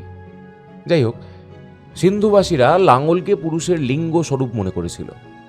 আর পুরুষ ও নারীর সহবাসে যেমন নতুন জীবের জন্ম হয়, তেমনি তাদের ধারণা ছিল জমিরূপী নারীর ওপর লাঙ্গলরূপী পুরুষের কর্ষণের ফলেই নতুন জীব অর্থাৎ ফসলের জন্ম হয়। এই ধারণা পরবর্তীকালেও বজায় থাকে। এই কথা তোরা হয়তো জানিস। আষাঢ় মাসে মৃগশিরা নক্ষত্র যখন তৃতীয় আবর্তন শেষ করে, তখন ধরিত্রী রজস্বলা হন। সেই সময়ে 3 দিন যাবৎ কামাখ্যা মন্দিরের গর্ভগৃহের দরজা বন্ধ থাকে। বলা হয় দেবীর যোনি থেকে ওই 3 দিন লাল জল নির্গত হয়। এমনকি এই পুকুর ব্রহ্মপুত্র নদীর জল পর্যন্ত লাল রং ধারণ করে। যদিও এ নিয়ে বৈজ্ঞানিকরা ভিন্ন মত পোষণ করেছেন। 3 দিন পরে গর্ভগৃহের দরজা খোলার পর মা কামাখ্যার বিশেষ পুজো হয়। নীলাচলে অনেক বড় মেলা বসে উৎসব উপলক্ষে। দূর দূর থেকে ভক্ত সমাগম ঘটে। অনেক তান্ত্রিকেরা কামাখ্যায় বসে ওই বিশেষ সন্ধিক্ষণে সিদ্ধিলাভ করে। এই উৎসব রজ উৎসব নামে পরিচিত। তাহলে বুঝতেই পারছিস ভারতবর্ষে মেয়েদের কতটা সম্মান দেওয়া হয়েছে। দেবী পুরাণেও বলা হয়েছে সমস্ত স্ত্রী জাতি দেবীর অংশস্বরূপা। হ্যাঁ, আজ সেই দেশেই প্রতিদিন এত এত ধর্ষণ হয়। পারিবারিক হিংসার মুখে পড়ে শেষ হয়ে যায় কত মেয়ের স্বপ্ন, আনন্দ, ইচ্ছা। আজও বহু প্রত্যন্ত অঞ্চলে একটা মেয়েকে একটা বাচ্চা জন্ম দেওয়ার মেশিন ছাড়া আর বেশি কিছু ভাবা হয় না। হ্যাঁ, ঠিকই বলেছিস। আমরা সমগ্র পৃথিবীকে এত কিছু শিখিয়ে নিজেরাই নিজেদের সমস্ত ভালো দিকগুলো আজ ভুলতে বসেছি। আরে তোরা এখানে বসে আছিস আর আমি এতক্ষণ ধরে তোদের খুঁজে বেড়াচ্ছি। তিনজনেই একসাথে পিছন ফিরে দেখল সুব্রত দাঁড়িয়ে রয়েছে। প্রসাদ বিতরণের ঘরে সুপ্রিয়া তোদের জন্য সেই কখন থেকে অপেক্ষা করছে। অনেক দুপুর হলো, খেয়ে নিবি চল। সুব্রতর কথা মতো তিনজনই উঠে পা বাড়ালো প্রসাদ বিতরণী ঘরের দিকে। খিচুড়ি, তরকারি, ভাজা, চাটনি আর শেষ পাতে পায়েস সহযোগে ভরপেট প্রসাদ খাওয়ার পর নিলয় বলল, যাই বলো, এই প্রসাদ জিনিসটার যেন একটা আলাদা স্বাদ আছে, এমনি রান্নায় সেই স্বাদ পাওয়া যায় না। তা ভায়া, আজকেও কি তদন্তের কাজে কোথাও যাওয়ার আছে? আশিস এলো বলে ওকে সকালেই বলে রেখেছিলাম, একটু পরেই উমানন্দ দর্শনের জন্য বেরিয়ে পড়বো আমরা সবাই। সুব্রত আর কিছু না বলে নিজের পাতে পড়ে থাকা অবশিষ্ট পায়েসটুকুর স্বাদ উপভোগ করায় মনোনিবেশ করল। কামাখ্যা থেকে উমানন্দ গাড়িতে যেতে ঘন্টা দুয়েক সময় লাগে। ড্রাইভারের পাশের সিটে বসেছে পঙ্কজ আর বাকিটা পিছনের সিটে। শীতকাল বলে বিশেষ অসুবিধা হচ্ছে না। উমানন্দ শিব মন্দির নদী মধ্যবর্তী একটা দ্বীপ জাতীয় ভূখণ্ডে অবস্থিত। সেখানে পৌঁছতে গেলে গাড়ি থেকে নেমে ভটভটি বা স্টিমারে চাপতে হয়। সূর্যের আলো ধীরে ধীরে মরে আসতে শুরু করেছে। ওরা পাঁচজন যখন স্টিমারে উঠে বসল, তখন পাখিরা নিজের নিজের বাসায় ফেরার পথ ধরেছে। গত দুদিনের তুলনায় পঙ্কজকে আজ একটু স্বাভাবিক মনে হচ্ছে। ছোট নিলয়কে চুপি চুপি বলল, মামুর ব্যাপার স্যাপার তো কিছুই বুঝতে পারছি না। এই তুমি কি কিছু আঁচ করতে পারছো? তোর মামুর মস্তিষ্কে কখন যে কি পাক খায় তা স্বয়ং ভগবানও জানেন না, তা আমি তো কোন ছাড়। স্টিমার যেখানে ওদের নামালো তার থেকে খানিক দূরেই ছোট পাহাড়টার গা কেটে লম্বা লম্বা সিঁড়ি তৈরি করা হয়েছে। এই সিঁড়ি সোজা উঠে গেছে উমানন্দ মন্দিরে। চারিদিকে শুধুই সবুজের আস্তরণ, নানান পাখির স্বর শোনা যাচ্ছে। উমানন্দ মন্দির দেখে যখন ওরা নিচে নেমে আসলো, ততক্ষণে সূর্য অস্ত গেছে। আবার পারে ফেরার জন্য স্টিমারে উঠতেই ছোটনের নজর গেল খানিক দূরে স্টিমারের একপাশে বাইনোকুলার চোখে ধরা লোকটার ওপর। আরে, ইনি তো মিস্টার সিনহা। আজকে অবশ্য তার পরনে রয়েছে কেবল একটা নীল মোটা কলার দেওয়া গেঞ্জি আর ছাই রঙা জিন্সের প্যান্ট। পঙ্কজ নিজেই মিস্টার সিনহার দিকে এগিয়ে গেল। আরে আপনি এখানে? মিস্টার সিনহা বাইনোকুলার থেকে চোখ নামিয়ে বলল, what a coincidence, mister Sanyal আপনি? শুধু আমি নই, পুরো পরিবারও সঙ্গে আছে। উমানন্দের দর্শনে এসেছিলাম। মিস্টার সিনহা বাইনোকুলারটা ওনার সাইড ব্যাগে ঢুকিয়ে রেখে বললেন, না, আমি অবশ্য মন্দির দর্শনে আসিনি। প্রথমে রোপওয়ের উপর থেকে বাইনোকুলারের সাহায্যে চারিদিকটা খুঁটিয়ে দেখছিলাম, তারপর ভাবলাম একটু স্টিমারে চাপা যাক। পঙ্কজ বাকি সবার সাথে মিস্টার সিনহার পরিচয় করিয়ে দিতে তিনি বললেন, খুব ভালো লাগলো আপনাদের সাথে পরিচয় করে। জলপাইগুড়িতে আসলে কিন্তু আমার কথা ভুলে যাবেন না, সেখানে আমার অনেকগুলো কাঠ চেরাইয়ের কারখানা আছে। স্টিমার থেকে নেমে গাড়ির কাছে আসতেই দেখা গেল সেই আগের দিনের দেখা কালো সুমোটা কিছুটা দূরেই দাঁড় করানো রয়েছে। আশিস গাড়ির গায়ে হেলান দিয়ে ফোনে কারোর সাথে কথা বলছিল। ওদের আসতে দেখে ফোন নামিয়ে রেখে বলল, কেমন ঘুরলেন স্যার? ভালোভাবে সব দেখেছেন তো? হ্যাঁ, সব ভালোই হয়েছে। এবারে আবার নীলাচলে ফিরে চলো। গাড়িতে সবাই উঠে বসার পরে আশিস অনেকবার চেষ্টা করার সত্ত্বেও কয়েকটা শব্দ করা ছাড়া গাড়ি স্টার্ট নিল না। নিলয় বিরক্তির সাথে বলল, এই হঠাৎ করে কি হলো গো? আশিস আগের মতোই গাড়িতে স্টার্ট দেওয়ার ব্যর্থ চেষ্টা করতে করতে বলল, দূর দূর, কিছুই তো বুঝতে পারছি না স্যার। এখানে আসা অবধি তো সব ঠিকই ছিল। কয়েক মিনিট পরে ওদের গাড়ির পাশে কালো সুমোটা এসে দাঁড়ালো। জানালার কাচ নামিয়ে মিস্টার সিনহা বললেন, এনি প্রবলেম? আসলে আমাদের গাড়িটা স্টার্ট নিচ্ছে না। ওহো, এটা তো খুব সমস্যা হয়ে গেল। তবে কোনো ব্যাপার না, আপনারা আমার গাড়িতে উঠে আসুন, আমি আপনাদের কামাখ্যায় ছেড়ে দিচ্ছি। এমা না না না না, তার কোনো প্রয়োজন নেই, আমরা একটা ব্যবস্থা ঠিক করে নেব। আরে কি বলছেন কি দাদা, এই সময় এখান থেকে গাড়ি পাওয়াটা খুব চাপের, তার মধ্যে আপনাদের সাথে লেডিস রয়েছে। আমি ওই রাস্তা দিয়েই ফিরব, আপনাদের কোনো অসুবিধা হবে না। শেষে আর কোনো উপায় না থাকায় সবাই গিয়ে উঠল মিস্টার সিনহার গাড়িতে। পঙ্কজও পিছনের সিটে বসার জন্য এগিয়ে যাচ্ছিল।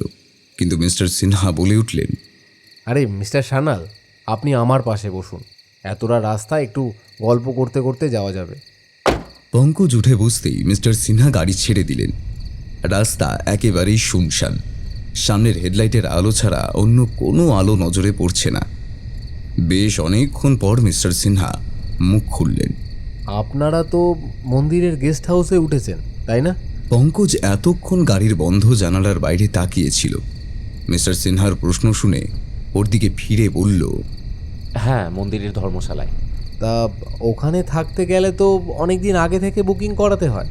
মন্দিরের প্রধান পুরোহিত উমাশঙ্কর বাবুর সঙ্গে আমাদের পরিচয় আছে, সেই জন্য তেমন কোনো সমস্যা হয়নি। ও আচ্ছা আচ্ছা, তা কয়েকদিন আগে মন্দিরে কোনো ঘটনা ঘটেছে কি? এই কথাটা শুনে পিছনে বসা ছোটনের বুকের মধ্যে একটা মোচড় দিয়ে উঠল। তবে পঙ্কজের মুখের ভাবে তেমন কোনো পরিবর্তন লক্ষ্য করা গেল না। বেশ শান্ত গলায় বলল, কেন বলুন তো? আসলে 1 সপ্তাহ আগে মন্দিরে পুলিশ এসেছিল। ওই দিন বাইরের কাউকে মন্দিরে ঢুকতেও দেওয়া হয়নি। খুব সম্ভবত কিছু একটা চুরি গেছে মন্দির থেকে। কিন্তু সেই কথা আপনি জানলেন কি করে? এই ঘটনা তো বাইরে কোথাও প্রকাশ করা হয়নি। আমার কাজটাই জঙ্গলে জঙ্গলে ঘুরে বেড়ানো মিস্টার সান্যাল। পুলিশ, গুন্ডা সবার সাথে যোগাযোগ রাখতে হয়, আর এই খবর বেশি দিন চাপা রাখা যায় না, ঠিক ছড়িয়ে পড়ে। মন্দিরের গর্ভগৃহে রাখা একটা বহু মূল্যবান ত্রিশূল চুরি হয়েছে, আর সেই জন্যই আপনি এখানে এসেছেন। মিস্টার সিনহার এই কথা শুনে পঙ্কজের ভুরু দুটো খানিক মুচকে যায়। ওই আপনাকে বললাম না, সব খবরই রাখতে হয়। যাই হোক, আপনি আপনার মতো খোঁজ করুন, দেখুন যদি কোনো ক্লু পান, আর যদি কোনো সাহায্য লাগে আমাকে জানাতে কিন্তু ভুলবেন না। পঙ্কজ সামান্য হেসে আবার গাড়ির জানালার বাইরে চোখ রাখল। নীলাচলের কাছে আসতেই দেখা গেল পাহাড়ের নিচের একটা দোকানের সামনে আশিসে দাঁড়িয়ে। মিস্টার সিনহা গাড়ি থামাতেই পঙ্কজ আর নিলয় গাড়ি থেকে নেমে অবাক চোখে আশিসের দিকে এগিয়ে গেল। নিলয় বলল, আরে আশিস, তুমি আমাদের আগে এখানে পৌঁছলে কিভাবে? স্যার, আসলে গাড়ির ইঞ্জিনটা গরম হয়ে গিয়েছিল, একটু জল দিতেই আবার চাঙ্গা হয়ে গেল। ওটা নিয়েই তাই অন্য রাস্তা ধরে চলে এসেছি। গাড়িটা রাস্তার পাশেই রয়েছে, আপনাদের মন্দিরে নিয়ে যাব বলেই এখানে দাঁড়িয়েছিলাম। সুব্রত, সুপ্রিয়া আর ছোটনও মিস্টার সিনহার গাড়ি থেকে নেমে আসে। অবশ্য যাওয়ার আগে সুপ্রিয়া আর সুব্রত দুজনেই অনেকবার মিস্টার সিনহাকে ধর্মশালায় গিয়ে চা জলখাবার গ্রহণের অনুরোধ জানালেও তিনি নীলাচলের দিকে পা বাড়ালেন না। হঠাৎ করেই কি এক দরকারি কাজ মনে পড়ে যাওয়ায় গাড়ি ঘুরিয়ে নিজের হোটেলে ফেরার রাস্তা ধরলেন। ধর্মশালায় ফিরে এসে যে যার ঘরে ঢুকে গেল। রাতের বেলায় ছোটন ডিনার করতে যাওয়ার জন্য পঙ্কজকে ডাকতে আসলে পঙ্কজ জানালো রাতে কিছু খাবে না। আজকে ইচ্ছে করেই জেগেছিল পঙ্কজ। ও জানে পরপর 2 রাতের মতো আজ রাতেও সে আসবে। রাত এখন অনেক গভীর। জেগে থাকতে থাকতে খানিক তন্দ্রা মতো এসে গিয়েছিল পঙ্কজের। আচমকা সে চেনা শব্দ আবারও কানে আসতে তড়াক করে উঠে বসল। দ্রুত দরজা খুলে বাইরে বেরিয়ে এলো। স্বাভাবিকভাবেই কেউ নেই সেখানে। পঙ্কজ ধীর পায়ে এগিয়ে গেল সিঁড়ির দিকে। এই নূপুরের শব্দের রহস্য আজ ওকে সমাধান করতেই হবে। সিঁড়ি দিয়ে নামতেই শব্দটা এলো বড় দরজার দিক থেকে। পঙ্কজ সেদিকে এগিয়ে যেতেই দেখল আগের রাতের মতোই দরজা বন্ধ। দরজা খুলে বাইরে বেরিয়ে আসতেই ঠান্ডা বাতাসের ধাক্কায় পঙ্কজের সমস্ত শরীরে শিহরণ খেলে গেল। সামনের রাস্তাটা জনশূন্য। এখন দেখলে বোঝার উপায় নেই এই স্থানে প্রতিদিন এত মানুষের সমাগম ঘটে। পঙ্কজ কান খাড়া করে নুপুরের শব্দটা শোনার চেষ্টা করল। এবারে সেটা আসছে মন্দিরের বিপরীত দিকের সোজা নেমে যাওয়া ঢালু রাস্তাটার দিক থেকে। পঙ্কজ সেদিকে পা রাখতেই আবার সেই খিলখিলে হাসির শব্দ চারিদিকে প্রতিধ্বনিত করে উঠল। তবে এই সবের মধ্যেও ভয়ের বদলে কেমন একটা অদ্ভুত মায়ার ঘোর নেমে আসছে পঙ্কজের চারিপাশে। নূপুর কিছু দূর গিয়ে থেমে যাচ্ছে, যেন অপেক্ষা করছে পঙ্কজের আসার। পঙ্কজ এগোতেই নূপুরের অধীশ্বরী আরও দ্রুত গতিতে সামনে পা বাড়াচ্ছে। এভাবেই বেশ কিছুক্ষণ হাঁটার পর পঙ্কজের মনে হলো জঙ্গলের অনেকটা গভীরে ঢুকে এসেছে। চারিদিকে কেবল অন্ধকারের রাজত্ব, ভালো করে কিছুই দেখা যাচ্ছে না। মুহূর্তে কয়েক হাত দূর থেকে ভেসে এলো হাসির স্বর। খুবই মোলায়েম ও তীক্ষ্ণ সেই হাসি কিছু একটা জানান দিচ্ছে।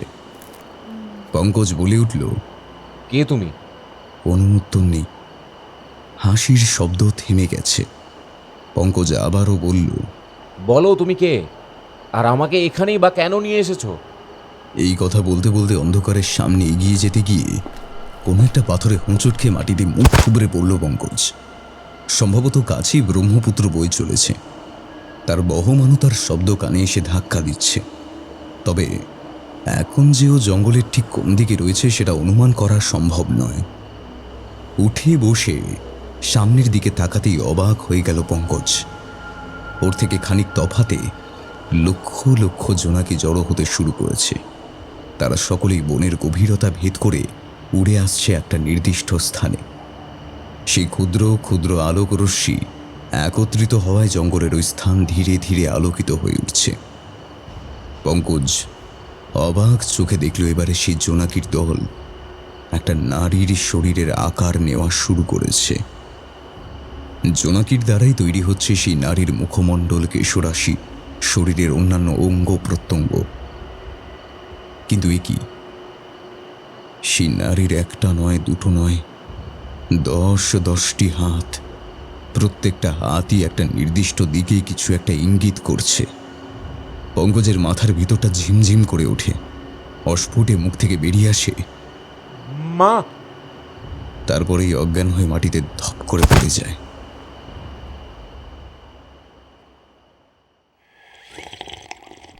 ছোটনের চায়ের কাপে চুমুক দেওয়া মাত্র নিলয় ঘরে ঢুকে জিজ্ঞেস করল, এই পঙ্কজ কোথায় রে? কে? মামু, কি জানি কোথায় গেছে। আমি তো ঘুম থেকে ওঠার পর থেকেই দেখতে পাইনি। নিলয় ছোটনের পাশে এসে বসল। ওই ত্রিশূলের ব্যাপারটা নিয়ে কোথাও গেছে হয়তো। যাই হোক, ফিরলেই সব জানা যাবে। আজকের দিনটা আবার সকাল থেকেই মেঘলা। বৃষ্টি না হলেও সূর্যেরও দেখা নেই। কনকনে ঠান্ডা হাওয়া বইছে মাঝে মধ্যেই। সেই কারণেই হয়তো মন্দিরে মানুষের ভিড়ও কিছুটা কম। বেলা 12টার দিকে হন্তদন্ত হয়ে ঘরের মধ্যে প্রবেশ করল পঙ্কজ। চুল উস্কো খুস্কো, মুখে ক্লান্তি, শরীরটা কেমন দুর্বল দেখাচ্ছে। ওকে দেখা মাত্রই ছোটন বলে উঠল, আরে মামু, কি ব্যাপার? সকাল থেকে কোথায় ছিলে? আমরা খুঁজছি, তোমাকে পাচ্ছি না। না বলে কোথায় উধাও হয়ে গেছিলে তুমি? পঙ্কজ কোনো উত্তর না দিয়েই বাথরুমে ঢুকে গেল। তারপর 20 মিনিট পর সেখান থেকে বেরিয়ে ছোটনের কাছে এসে বলল, শোন, আমি এখন আবার বেরিয়ে যাব। বিকালে তোকে একটা কাজ করতে হবে। কি কাজ? তুই আজকে ধর ওই সন্ধে 6টা নাগাদ সবাইকে নিয়ে হোটেল ব্রহ্মহদে চলে আসবি। কিন্তু কেন? ওখানে কি হবে? এখন এত কিছু বলার সময় নেই। যা বললাম তাই করবি। আমি ওখানেই থাকবো। আর হ্যাঁ, উমাশঙ্কর বাবুকেও সঙ্গে আনবি। ওকে বলবি আমি ডেকেছি, ভুল যেন না হয়। এই মামু, তুই কি ওই রহস্যটার সমাধান করে নিতে পেরেছ? হ্যাঁ? পঙ্কজের চোখ দুটো যেন জল করে উঠল, কিন্তু মুখে কিছু না বলেই দ্রুত দরজা দিয়ে বাইরে বেরিয়ে গেল। যাওয়ার আগে কেবল একটা কথা ছোটনের কানে এলো, আমি কিছু করিনি রে ছোটনা, যা করার ওই ছলনাময়ী করেছে।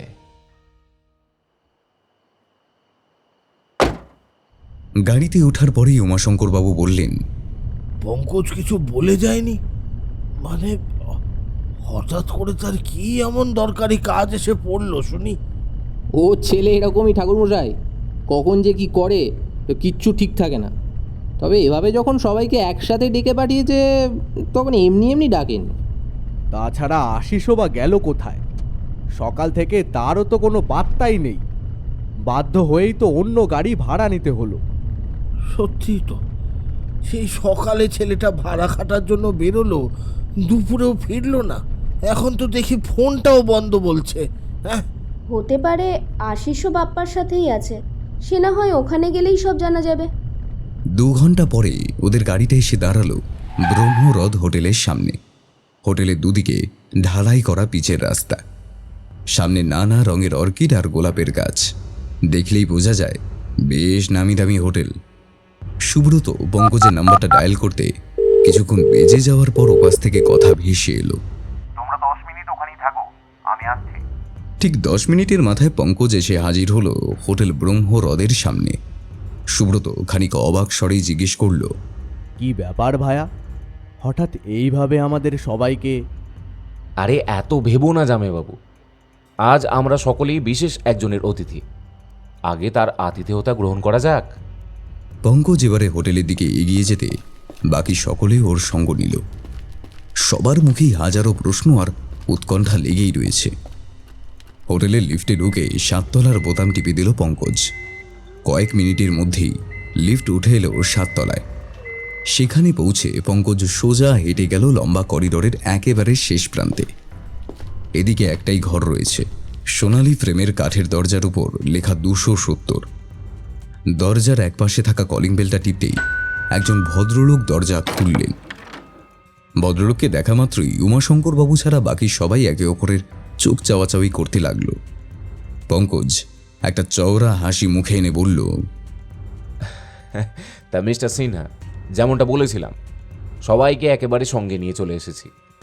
আমি আপনাদের জন্যই অপেক্ষা করছিলাম। আসুন আসুন, ভিতরে আসুন। ঘরের ভিতরে ঢুকতে ঢুকতে সুপ্রিয়া সুব্রতর কানের কাছে মুখ নিয়ে গিয়ে বলল, এই শোনো, বাপ্পা আমাদের কিছু না জানিয়ে এখানে মিস্টার সিনহার কাছে কেন নিয়ে এলো বলো তো? আমিও তো কিছুই বুঝতে পারছি না, তবে আমরা যে এখানে আসবো সেটা ভদ্রলোক সম্ভবত আগে থেকেই জানতো। ভিতরে ঢুকে ছোটন দেখল সামনে 2টো কাঠের সোফা আর সেন্টার টেবিল পাতা। সোফার নাক বরাবর দেওয়ালে একটা হ্যাঙ্গিং টিভি। একপাশে সম্ভবত বেডরুম আর অন্য পাশে একটা ব্যালকনি রয়েছে। ব্যালকনির দরজায় লাগানো মোটা পর্দাটা হাওয়ায় দোল খাচ্ছে। সোফায় সবাই বসতে মিস্টার সিনহা পঙ্কজকে বললেন, আসলে আজকে আমার গৌহাটিতে একটা কাজ ছিল, কিন্তু আপনি যখন সকালবেলা ফোন করে জানালেন যে আপনারা আমার সাথে দেখা করতে চান, তখন কাজটা ক্যান্সেল করে দিলাম। তা বলুন, আপনাদের জন্য চা বলবো নাকি কফি? সেসব খানিক পরে হবে। আচ্ছা, বাকি সবার সঙ্গে আপনার তো আগেই পরিচয় ঘটেছে, শুধুমাত্র এনাকে ছাড়া। ইনি হলেন কামাখ্যা মন্দিরের প্রধান পুরোহিত শ্রী উমাশঙ্কর ভট্টাচার্য। মিস্টার সিনহা উমাশঙ্কর বাবুর দিকে তাকিয়ে হাসলেন। পঙ্কজ এবারে বলল, আর কথা না বাড়িয়ে এবার আসল প্রসঙ্গে আসা যাক। নীলাচলে অবস্থিত সতীপীঠ কামাখ্যা সারা ভারতের মধ্যে অন্যতম তীর্থক্ষেত্র। সারা বছর লাখে লাখে মানুষ এখানে আসে। এই মন্দির থেকেই 1 সপ্তাহ আগে চুরি যায় একটা বহুমূল্য ত্রিশূল, যেটা মন্দিরকে দান করেছিল কুচবিহারের অহোম রাজবংশের রাজা জয়নারায়ণ। ত্রিশূলটা থাকত মন্দিরের গর্ভগৃহের একটা নির্দিষ্ট সিন্ধুকে। একমাত্র উমাশঙ্কর বাবুই সিন্ধুক খুলে ত্রিশূলটার পূজা অর্চনা করতেন। ঘটনাটা উমাশঙ্কর বাবু জানান ওর বন্ধু অর্থাৎ আমার স্যার শ্রী অম্বরনাথ বাচস্পতিকে। তার নির্দেশেই আমার এখানে আসা। যাই হোক, এখানে এসে আমি জানতে পারি যে ত্রিশূলটা চুরি যাওয়ার পর থেকে তান্ত্রিক ওঙ্কারনাথেরও কোনো খোঁজ না পাওয়ায় সবার সন্দেহ গিয়ে পড়ে তাঁর ওপর। পুলিশও ওঙ্কারনাথকেই সাসপেক্ট করে তদন্ত শুরু করে। তবে এই ধারণা ভুল প্রমাণিত হয় ওঙ্কারনাথের মৃতদেহ আবিষ্কারের পর। তাহলে ওঙ্কারনাথই যদি ত্রিশূলটা চুরি করে থাকে, তাহলে ও নিজে মারা পড়ল কিভাবে? ময়নাতদন্তের রিপোর্টে বলছে ভারী কিছু দিয়ে মাথায় আঘাত করার ফলেই মৃত্যু হয়েছে। তাহলে কেউ ওঙ্কারনাথকে খুন করেছে, কিন্তু কে? এখানে আসার পরে একটা জিনিস আমি পরিষ্কার বুঝতে পেরেছিলাম, এই ঘটনার সঙ্গে এমন কেউ জড়িত আছে মন্দিরের সমস্ত খুঁটিনাটি যার নখদর্পণে। কারণ এছাড়া ওই জিনিস এত সহজে সরিয়ে ফেলা সম্ভব নয়। এবারে আসি ওঙ্কারনাথের কথায়। আমার ধারণা কোনোভাবে চুরিটা হতে দেখে নিয়েছিল ওঙ্কারনাথ। চোর জঙ্গলের রাস্তা ধরে ত্রিশূলটা নিয়ে ব্রহ্মপুত্রের দিকে যেতেই সেই পথে ওঙ্কারনাথের সঙ্গে চোরের সামনাসামনি হয় এবং চোরের থেকে ত্রিশূলটা ছিনিয়ে নিয়ে জঙ্গলের কোনো একটা গোপন জায়গায় সেটা লুকিয়ে রাখে ওঙ্কারনাথ। তবে সেই কথা অন্য কাউকে জানানোর আগেই তাকে মেরে ফেলা হয়। আর মৃতদেহটা ব্রহ্মপুত্রের জলে ভাসিয়ে দিয়ে চোর আর তার সঙ্গী ভেবেছিল ত্রিশূলটা তো ওঙ্কারনাথ জঙ্গলেই লুকিয়ে রেখেছে, নিশ্চয়ই সামান্য চেষ্টা করলেই সেটা খুঁজে পাওয়া যাবে। তবে ত্রিশূলটার খোঁজ তারা আর পায়নি। ওঙ্কারনাথ এমন জায়গাতেই ত্রিশূলটা লুকিয়ে রেখেছিল যার হদিশ এত সহজে পাওয়া সম্ভব ছিল না। তার মানে কি? কি বলতে চাইছো তুমি? চোরের কাছেও ত্রিশূলটা নেই, আর চুরিটা সেটা কে করেছে? হ্যাঁ উমাশঙ্কর বাবু, ত্রিশূলটা চুরি গেলেও ওটা চোরেরা নিজেদের সঙ্গে নিয়ে যেতে পারেনি। আর খুব দুঃখের সঙ্গে আমাকে জানাতে হচ্ছে যে চুরিটা করেছে আপনারই পালিত ছেলে আশিস। এই কথাটা শোনামাত্র ঘরে উপস্থিত সকলের শরীরে একটা বিদ্যুতের তরঙ্গ বয়ে গেল। হ্যাঁ? না না না না, এসব কি বলছোটাকে তুমি? এ হতে পারে না, এ হতে পারে না। আশিস আশিস এ কাজ করতে পারে না, আশিস এ কাজ কিছুতেই করতে পারে না। না না না, হে আমি কিছুতেই বিশ্বাস করব না। ব্যাপারটা দুঃখজনক হলেও এটাই সত্যি উমাশঙ্কর বাবু। তবে ও নিজে থেকেই কাজটা করেনি, ওকে টাকার লোভ দেখিয়ে কাজটা করানো হয়েছে। কে কে এসবের মাস্টার মাইন্ড কে? কামাখ্যা মন্দির প্রতিষ্ঠার পরে রাজা নরনারায়ণ লুকিয়ে দেবীকে দর্শন করলে দেবী কামাখ্যা তাঁকে অভিশাপ দেন, রাজ পরিবারের কেউ কোনো দিনও নীলাচলে পা রাখতে পারবে না। সেই মতো আজও রাজ পরিবারের কোনো সদস্য মন্দিরে প্রবেশ করতে পারে না। অনেক বছর পরে এই পরিবারেরই এক সন্তান জুয়া, নেশা আর বেশ্যার প্রতি আসক্ত হয়ে দু হাতে পূর্বপুরুষদের রেখে যাওয়া সমস্ত সম্পত্তি ওড়াতে শুরু করে। কিছুদিনের মধ্যেই পরিবারের বাকি সদস্যরা বুঝতে পারে এই ছেলেকে না আটকালে সব শেষ হয়ে যাবে। বাড়ির লোকের ভাবগতি অনুমান করতেই সেই কুলাঙ্গার এক রাতে নিজের বাড়ির সিন্দুক ভেঙে যাবতীয় টাকা কড়ি লুট করে পালিয়ে যায়, অন্য জায়গায় গিয়ে ব্যবসাও শুরু করে। তবে সেই লম্পট ছেলের দ্বারা ব্যবসাও বেশি দিন হলো না। কিছুদিন বাদেই চুরি করে আনা টাকা কড়িও ফুরিয়ে আসতে লাগলো। তখন তার মনে পড়ল কামাখ্যা মন্দিরের সেই ত্রিশূলটার কথা। বাড়ির বড়দের থেকে এই গল্প তার আগে থেকেই জানা ছিল। সে মনে মনে পরিকল্পনা করতে লাগলো কিভাবে ওই ত্রিশূলটা হাত করা যায়। কি ঠিক বললাম তো বিজয় নারায়ণ? এতক্ষণ মাথা নিচু করে পঙ্কজের কথাগুলো এক মনে শুনে চলেছিল মিস্টার সিনহা, কিন্তু শেষের নামটা উচ্চারণ করা মাত্রই তড়াক করে লাফিয়ে উঠল। হ্যাঁ হ্যাঁ, আমি করেছি সব। আর কিসের চুরি? আমার পরিবার থেকেই ত্রিশূলটা একসময় মন্দিরে দান করা হয়েছিল, আজ আবার আমি নিজের প্রয়োজনে সেটা ফিরিয়ে নিয়েছি। আর শুধু ওই ত্রিশূলই কেন, পুরো মন্দিরটাই আমাদের টাকায় তৈরি, তাহলে নিজের জিনিসই ফেরত নিয়েছি আমি। পঙ্কজও নিজের জায়গা ছেড়ে উঠে দাঁড়িয়েছে। দেবোত্তর সম্পত্তি নিজের ইচ্ছা মতো ফেরত নেওয়া যায় না। আপনি শুধু চুরিই করেননি, ওঙ্কারনাথকে খুনও করেছেন। শাস্তি তো আপনাকে পেতেই হবে। কত টাকা চাই আপনার? জিনিসটা আমার হাতে তুলে দিন, আমি কথা দিচ্ছি টাকায় মুড়ে দেবো আপনাকে। পঙ্কজ, এসব কি হচ্ছে? আমি তো কিছুই বুঝতে পারছি না। সবটা খুবই পরিষ্কার, পুরোটাই এই বিজয় নারায়ণের প্ল্যান। আগে উনি টাকার লোভ দেখিয়ে আশিসকে হাতে করেন, তারপর আশিসকে দিয়েই চুরিটা করান। কিন্তু সমস্যা ঘটে অন্য জায়গায়। ত্রিশূলটা নিয়ে জঙ্গলের পথে যাওয়ার সময় ওঙ্কারনাথ আশিসের থেকে ত্রিশূলটা ছিনিয়ে নিয়ে লুকিয়ে ফেলে জঙ্গলের কোনো গোপন জায়গায়। এই বিজয় নারায়ণ প্রথমে লোভ আর পরে ভয় দেখিয়েও যখন ওঙ্কারনাথের থেকে ত্রিশূলের সন্ধান পেলেন না, তখন একটা পাথরের আঘাতে তাকে খুন করে নিথর শরীরটা ফেলে দিলেন ব্রহ্মপুত্রের জলে।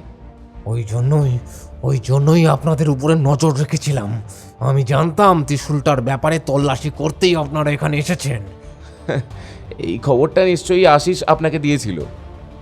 কিন্তু তুই কি করে বুঝতে পারলি যে আশিস এই সবের সঙ্গে জড়িত?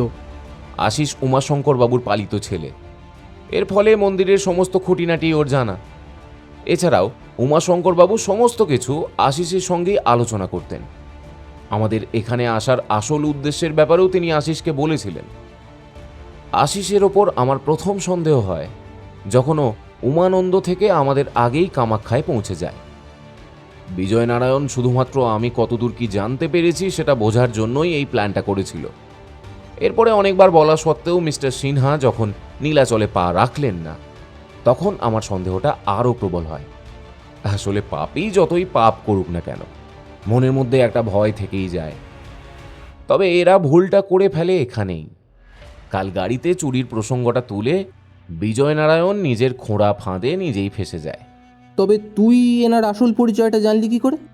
আমার সন্দেহের সবটা পুলিশকে জানাতেই বিজয়নারায়ণের ঠিক উজিকুষ্টি বের করতে আর সময় লাগেনি। তাছাড়া অন্য নম্বরে আশিসের সঙ্গে প্রতিনিয়ত ফোনে কথা হয়েছে বিজয়নারায়ণের। কল ট্রেস করতেই জানা গেছে লোকেশন এই হোটেলের আশেপাশে। আসলে বিজয়নারায়ণ ভেবেছিল আমি ত্রিশূলটা খুঁজে পেলে টাকার লোভ দেখিয়ে কিংবা পরে ভয় দেখিয়ে ওটা আমার থেকে হাসিল করে নেবে। সেই জন্যেই আমাদের ওপরে নজর রেখেছিল। ওইসব বাইনোকুলারে পাখি দেখা সব বাহানা।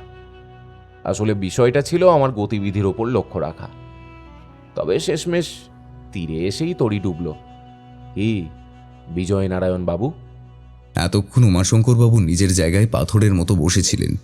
এই কয়েক মিনিটেই অনেকগুলো ঝড় বয়ে গেছে ওনার উপর দিয়ে। এবারে দুর্বল দৃষ্টিতে পঙ্কজের দিকে তাকিয়ে নিচু স্বরে বললেন, আর সেই ত্রিশূল, সেটা কি পাওয়া গেছে? পঙ্কজ কিছুক্ষণ চুপ করে থেকে গলা তুলে ডাক দিল, নিহারঞ্জন বাবু, চলে আসুন। পুলিশের উর্দিপড়া থানার বড়বাবু নিহার রঞ্জন সমাদ্দার একটা ছোট কাঠের বাক্স হাতে ঘরের মধ্যে প্রবেশ করলেন।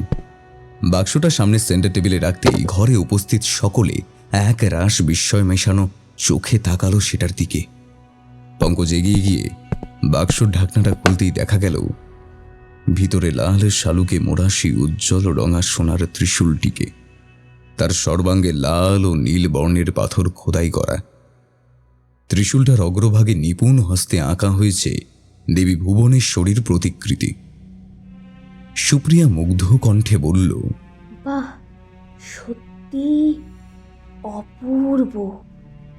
নিহারঞ্জনবাবু এবার বিজয়নারায়ণকে উদ্দেশ্য করে বললেন, থানায় আশিসের ছাল ছাড়ানো হচ্ছে। এতক্ষণে হয়তো সবটা উগরেও দিয়েছে। এছাড়াও আপনার বিরুদ্ধে যথেষ্ট প্রমাণ রয়েছে আমাদের কাছে। তাছাড়া রক্তমাখা পাথরটাও তো জঙ্গল থেকে উদ্ধার করেছে আমার টিম। চুরি ও খুনের অভিযোগে আপনাকে গ্রেপ্তার করা হলো। এবার কথা না বাড়িয়ে আমার সাথে থানায় চলুন। বিজয়নারায়ণ নিজের জায়গাতেই মাথা নিচু করে দাঁড়িয়েছিল। নিহারঞ্জনবাবুর কথায় ধীরে ধীরে মাথা তুলল। এখন তার চোখের মধ্যে অদ্ভুত এক হিংস্রতার আগুন জ্বলছে। মুখে একটা ক্রূর হাসি এনে সে বলল, এত সহজে আমি যে ধরা দেব না। যেই জিনিস আমার, তা আমি যে কোনো উপায়ে নিজের করেই ছাড়ব। কথাটা বলা মাত্রই বিজয়নারায়ণ ঝাঁপিয়ে পড়ল সেন্টার টেবিলে রাখা ত্রিশূলটার উপর। সামান্য দূরেই ছোটন দাঁড়িয়েছিল। কারোর কিছু বুঝে ওঠার আগেই ত্রিশূলটা তুলে নিয়ে সেটা ছোটনের গলার কাছে চেপে ধরল বিজয়নারায়ণ।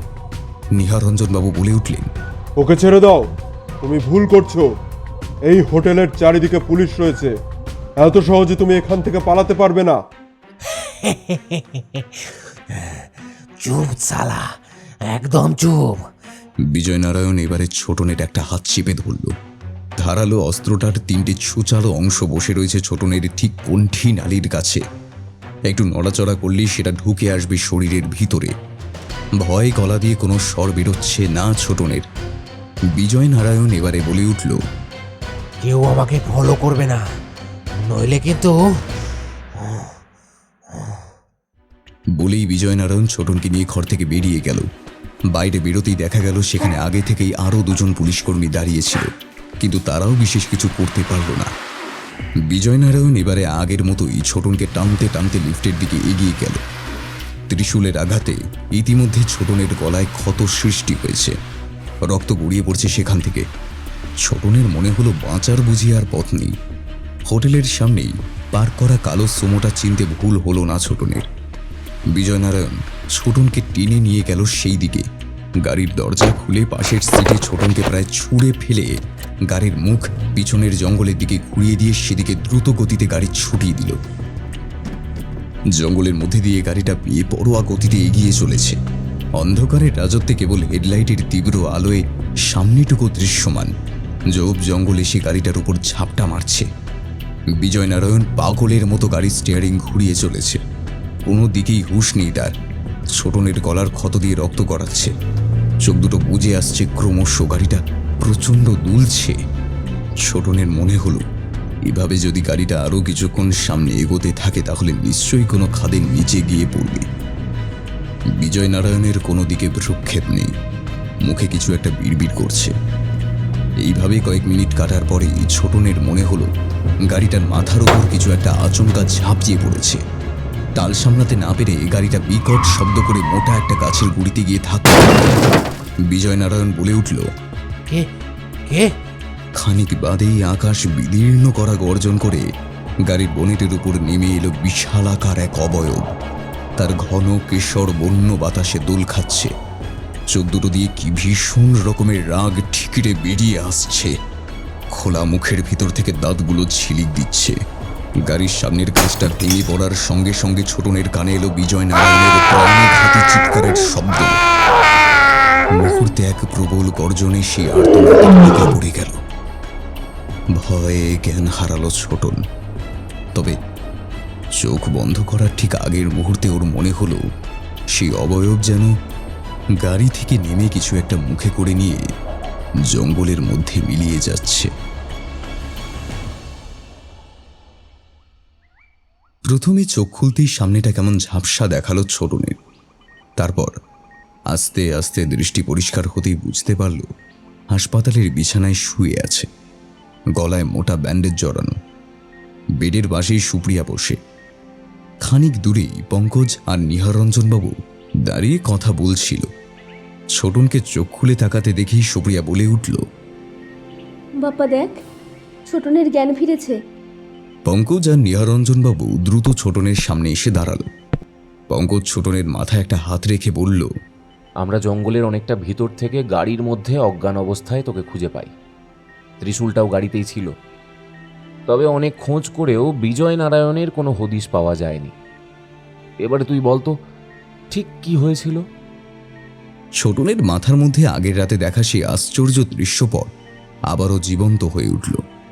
বিছানার সামনের দেওয়ালে একটা মা দুর্গার ছবি ঝুলছে। রণ উন্মত্ত দেবী ত্রিশূল বিদ্ধ করেছে দুরাচারী অসুরকে, আর বাহন পশুরা যে সিংহ কামড়ে ধরেছে অত্যাচারী মহিষাসুরের একটা হাত। ছোটন ছবির সিংহের দিকে এক দৃষ্টি বেশ কিছুক্ষণ তাকিয়ে থাকল। তারপর অস্ফুট স্বরে বলে উঠল, আমার কিছু মনে নেই। নিহারঞ্জনবাবু খানিক হতাশ হলেন।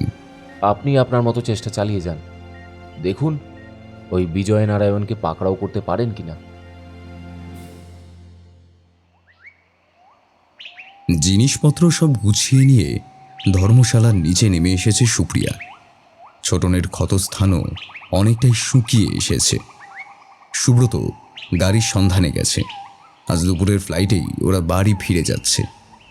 ইতিমধ্যে ত্রিশূলটা উমাশঙ্কর বাবুর হাতে তুলে দেওয়া হয়েছে। মন্দিরের পুকুরের ঘাটে বসে পঙ্কজ ফোনে বাচস্পতি মশাইয়ের সঙ্গে কথা বলছিল। ফোনটা রাখতেই দেখল নিলয় ওর পাশে এসে দাঁড়িয়েছে। তাহলে নীলাচল রহস্যের সমাধান হলো অবশেষে। তবে কয়েকটা জিনিস এখনো অন্ধকারেই থেকে গেল। কি জিনিস? এই যে ওঙ্কারনাথ জঙ্গলের কোন স্থানে ত্রিশূলটা লুকিয়ে রেখেছিল সেটা তুই কিভাবে জানলি? এখান থেকে পশ্চিমে নীলাচল পেরিয়ে গেলে জঙ্গলের মধ্যে একটা বড় ঝিল আছে। খানিক দূরেই বয়ে চলেছে ব্রহ্মপুত্র। ঝিলের পাশে একটা বেল গাছের নিচে ছোট্ট শিবলিঙ্গ দেখা যাবে। সেই লিঙ্গের তলাতেই ছোট একটা গর্তে ত্রিশূলটা লুকিয়ে রেখেছিল ওঙ্কারনাথ। কিন্তু তুই কি করে জানলি ওটা ওখানে আছে? আর এখন কথা নয়, দি ভাই অপেক্ষা করে আছে। জামাইবাবু মনে হয় গাড়ি নিয়ে চলেও এসেছে। চল ফেরা যাক। এমনিতেই দি ভাই এইসব ঘটনার জন্য যা রেগে রয়েছে, তার উপর আমাদের যেতে দেরি হলে কিন্তু আর রক্ষে থাকবে না। চল চল। পঙ্কজ ধর্মশালার দিকে পা বাড়ালো। পিছনে নিজের জায়গাতেই স্থির দাঁড়িয়ে থাকা নিলয় মনে মনেই বলে উঠল, একে চেনা আমার কম্য নয়। কামাখ্যা মন্দির থেকে ভক্তদের সম্মিলিত স্বরে ভেসে আসতে লাগলো, জয় মা কামাখ্যার জয়, জয় মা কামাখ্যার জয়, জয় মা কামাখ্যার জয়। এতক্ষণ আপনারা শুনছিলেন নীলাচলের রহস্য, রচনা অভিষেক চৌধুরী। গল্পটি যদি ভালো লেগে থাকে ভিডিওটিকে একটি লাইক করতে ভুলবেন না। চ্যানেলটিকে সাবস্ক্রাইব করে বেল আইকনে প্রেস করে দেবেন প্রত্যেক সপ্তাহে নতুন নতুন গল্প শোনার জন্য। আজ আপাতত এই পর্যন্তই। আগামী সপ্তাহে আবার দেখা হবে নতুন একটা গল্পের সাথে। ততক্ষণ সবাই সুস্থ থাকবেন, ভালো থাকবেন। শুভরাত্রি। ধন্যবাদ।